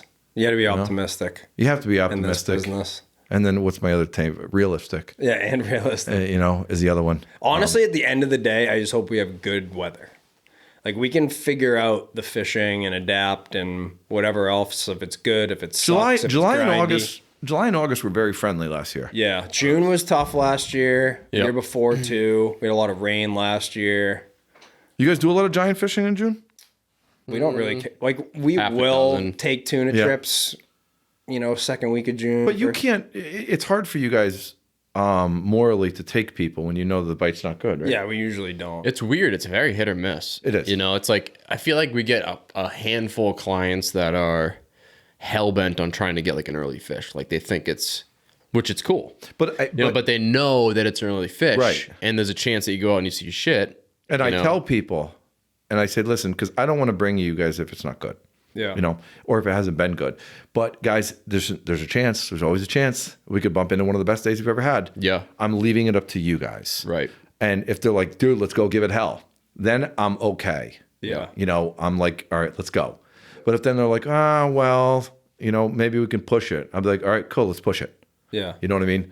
But I want to give people the opportunity to almost decide for themselves based on my experience recently. They have more buy-in to the and my trip. advice. Takes the pressure off you too. Right.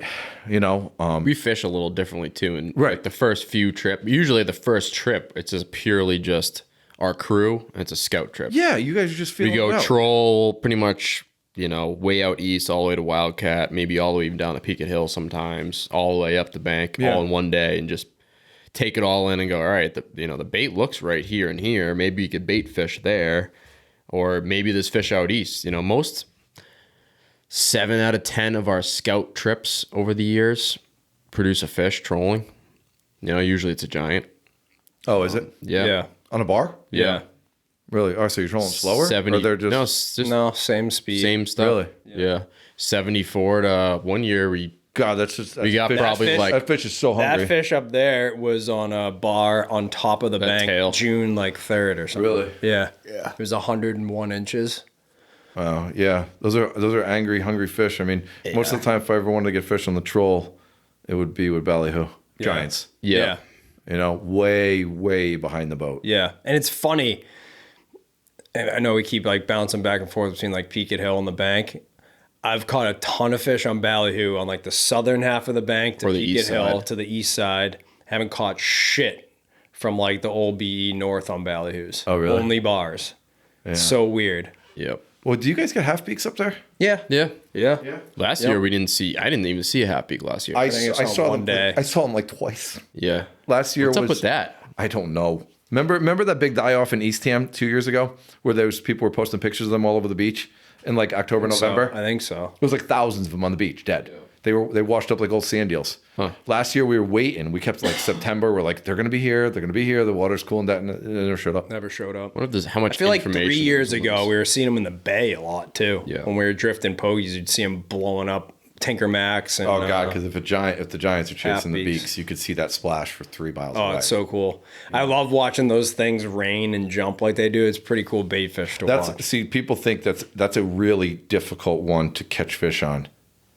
When you're casting at those, They're fast. You have to predict where those beaks are going, and you have to cast way in front of them. Yeah. like 100 yards in front No of them. shit. Yeah, because if you land on the beaks, by the time you click your bail over, you come tight, they're 100 yards past you already. They're going that fast. Yeah, and the tuna are just screwing Yeah. through there. Yeah. You know, and the half beaks are crazy fast. Yep. You know, I had Brooks from Cortland on the boat 2 years ago. I snagged a half beak,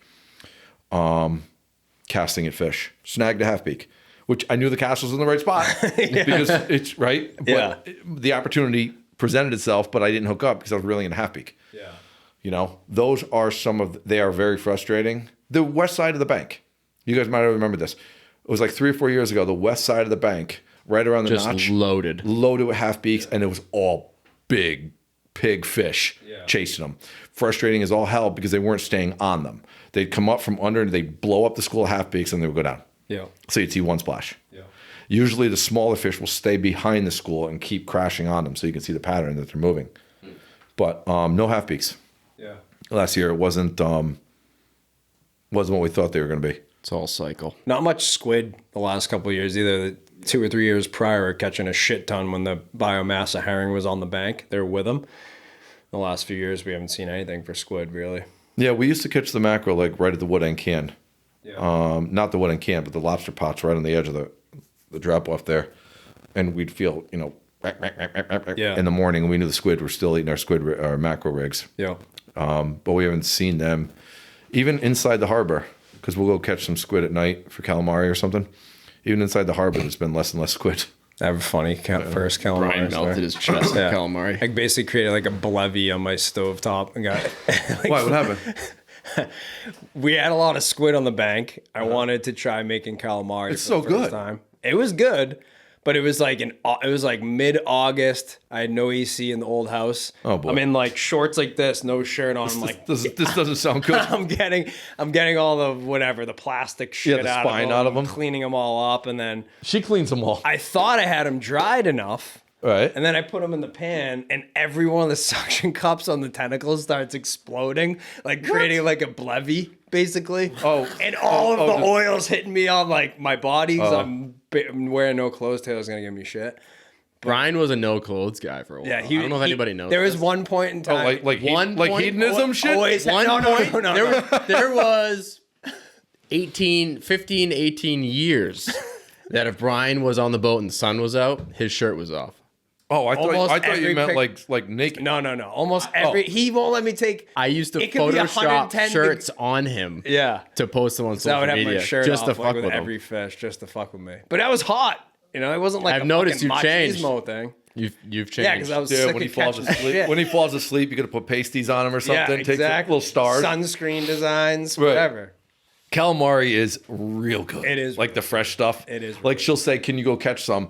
And we'll go down. We'll catch 20 or 30 of them or something. Come home and have them fry them up. Yep. Dude, if you just put them in the pan with salt, pepper, and garlic. Delicious. Yeah. What's your favorite fish to eat?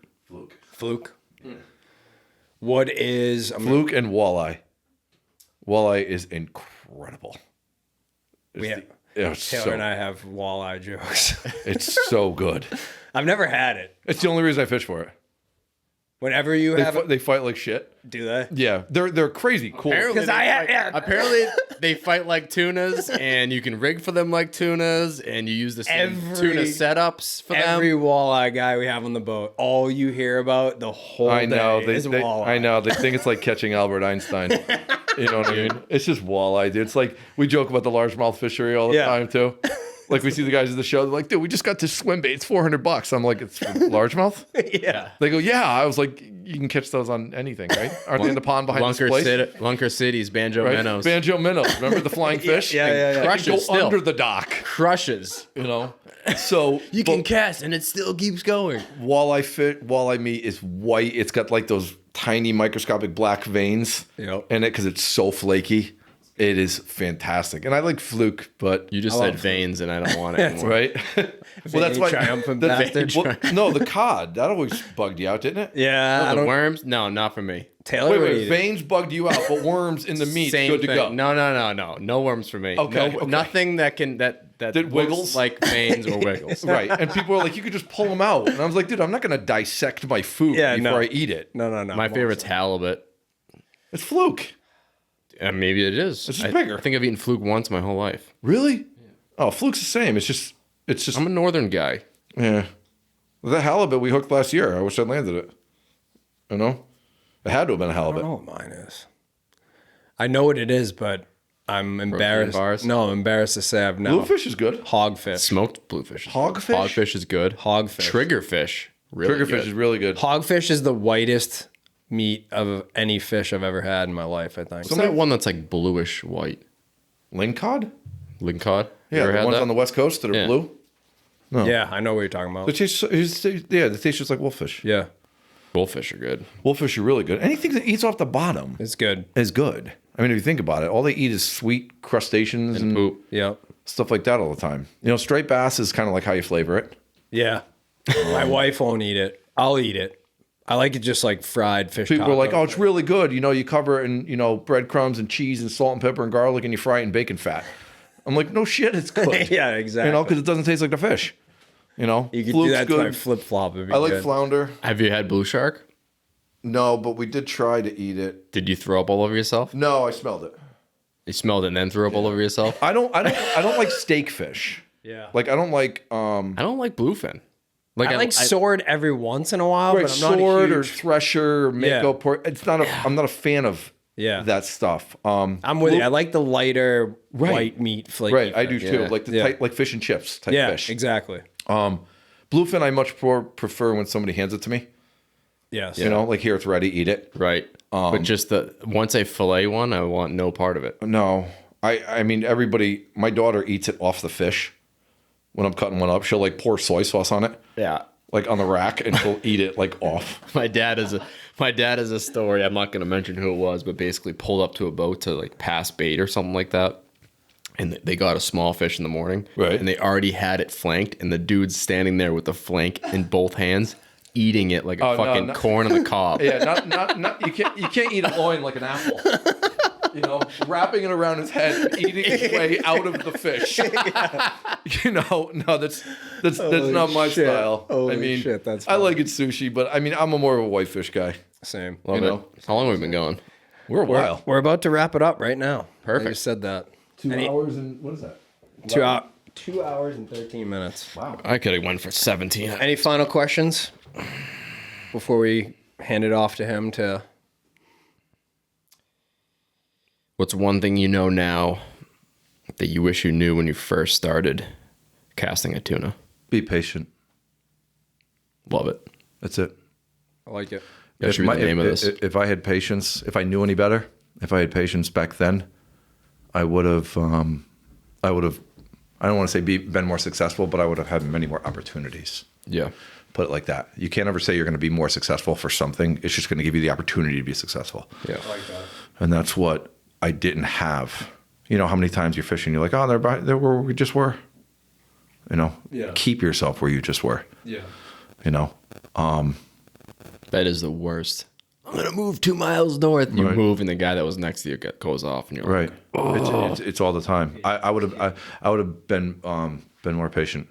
I didn't have any troubles with exploring and looking around. I just didn't have anybody help me in the beginning. I don't want to say I wasted a lot of years because it's all valuable information I taught myself. But I learned slower than I think that's good. I could have learned because nobody. I think and I'm guilty of the YouTubing out and grabbing every resource and podcast that I possibly can to try to jump ahead. As experienced as we are, we can all learn more. Totally. But I think the slow growth, like you're saying, is exponentially more helpful. I remember certain scenarios, exact scenarios, where had I done something a little bit different, I would have been successful. Yeah. You know, Yeah. I don't know if it would have come to fruition with the gear I was using at the time because I never realized how powerful these fish were. Yeah. Until you hook them. Yeah.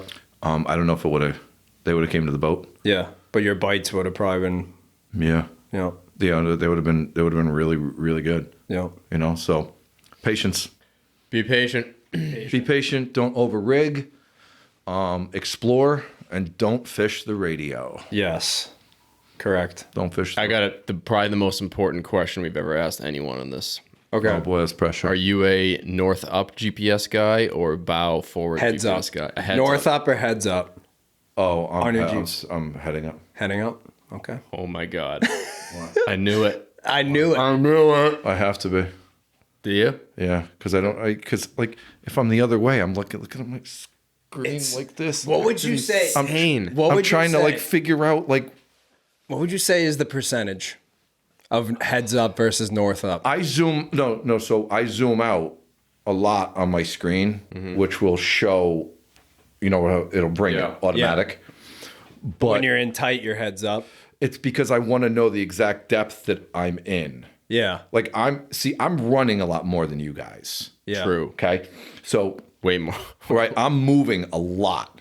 Yeah. That's why I want to see that contour line in front of me and I want to stay on it. That makes sense. You know what I mean? If I'm looking at my screen and I'm going this way and I'm trying to follow this contour line, but I'm going this way on my screen in front of me. Fucks with your head. Oh my! Right now it's fucking with my head, Dude, when I It's confusing me right now. When I zoom out and I'm on a heads up boat, I just walk I away. lose it. Can't handle I it. can't do heads up. It's the same as everything that we grew up doing. Yeah. Yeah. If you guys grew up on a boat that had heading up, Right. that's the way you do it. Yeah. If you guys, do you know we're the only country in the? Are you guys both right-handed? Yeah. Yeah. Right. Do you know we're the only country in the world that reels left-handed, right-handed people? Interesting.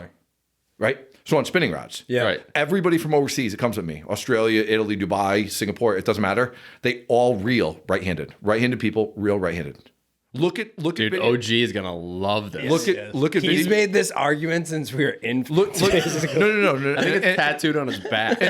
And I'll give you the reason. It's because the reason we did it, I think, is because this was our dominant arm Right, for casting. for casting, Yeah. muscle memory, and it's our power arm. Yeah. You don't need power on the handle on a spinning reel. Yeah. You can reel it like this. Yep. Right? You need power on the handle on a conventional reel. Yeah. Right? You need to put your shoulders into a conventional reel in order to reel. Right? Yeah. With a spinning rod, more I rest. need power here to pick up the Yeah. fish. Power arm. Have you ever had customers switch over? Like, Oh say- my say- god! yeah, I just posted a video.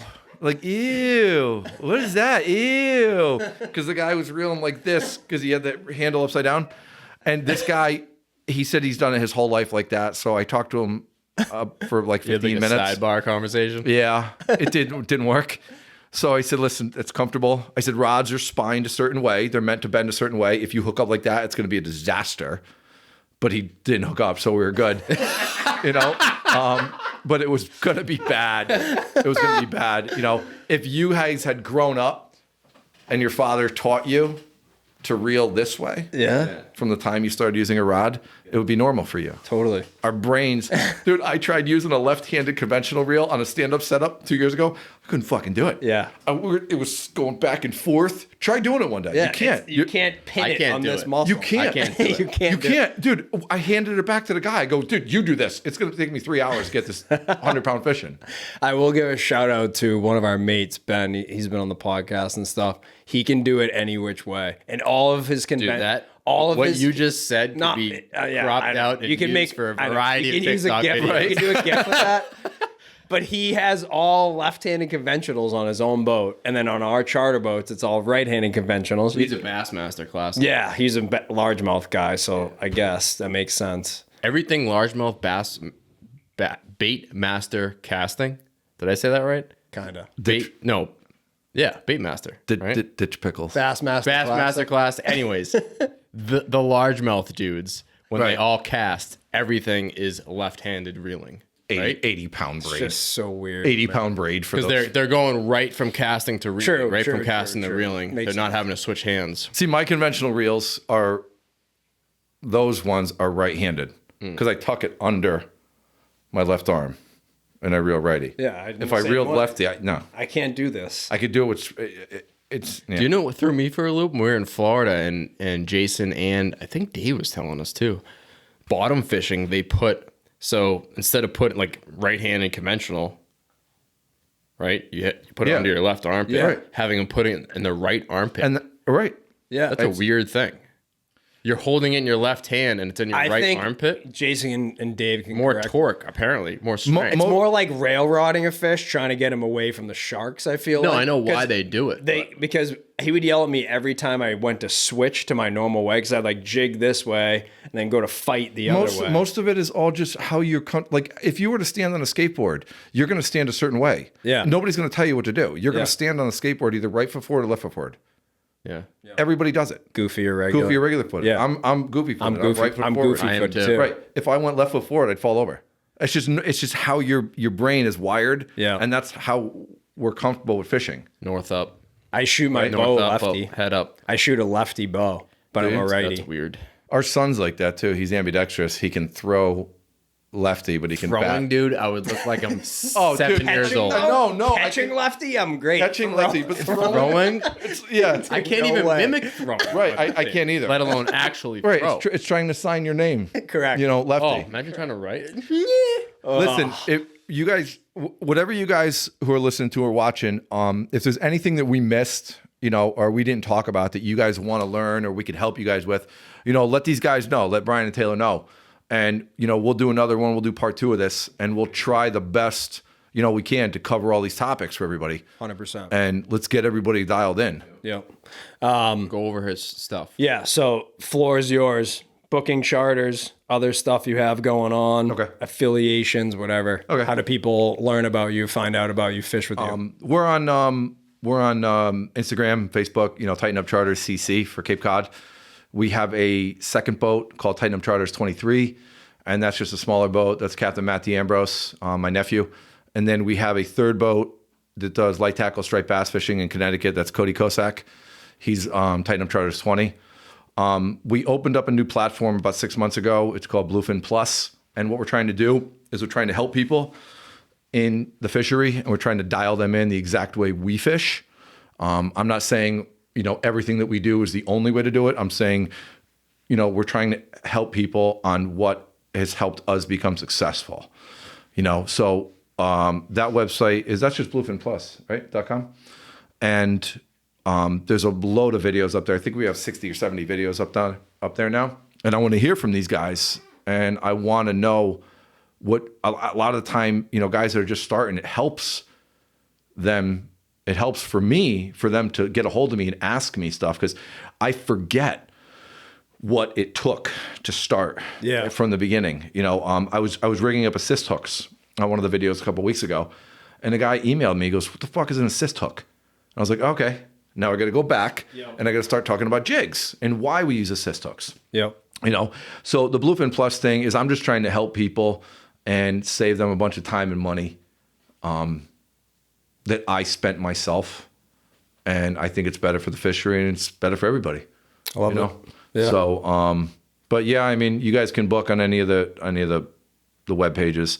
You guys can get a hold of me on Instagram, Facebook, and just it's pretty easy. We're not hard to find. No, you guys aren't hard to find. It's I'm not hard to find. It's a small community. It's a small community. All of Matt's stuff will be in the description for this episode too. So we've been going 2.5. Can't thank you guys both enough. Thanks for the drive. For coming up here. Absolutely. For the No, drive. I had a great time. I was looking forward to this. I knew we were all going to have the same froth level from the first time I met you till now, which is great. Yeah, we spent all winter together at the seminars. Yeah. You know, we might as well. This is the first time we've gotten together for the topwater thing. Totally. And it's a pleasure fishing side by side with you and all that. It's a great. And we've been doing that more and more every year. It's great. Yeah. Yeah. We work so well together. Yeah. Right. And, you know, it's a lot of people think they're like, oh, aren't you in competition with them? I was like, no. Yeah. I was like, we're and even if we did do the same thing, we would still be friendly enough where we could, you know, both coexist. When you have someone whose eyes you can trust on their machine Right. and on the water. And that's the thing is that they know what they're looking at the same thing and interpreting it the same way you are. Right. So that's key. And No, it's a pleasure fishing with you guys. It's a pleasure being, you know, in a network with you guys, and I look forward to 2024. likewise. I guess we'll end this now. OG's 3 words of fishing wisdom. Remember, you can't catch them if you don't have a hook in the water. Always trust your instincts. And the last one, you'll have to keep listening. Stay tight, everybody. Thank you very much for tuning in to the SeaBros Fishing Podcast.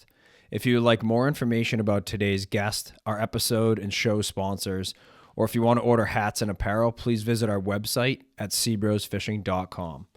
You can also stay up to date on all the latest SeaBros Fishing content and podcast episodes by following us on Instagram at SeaBros Fishing. Finally, to book a trip with us through our family-run charter fishing company, please visit massbayguides.com or see our latest updates and fishing reports by following Mass Bay Guides on Instagram and Facebook.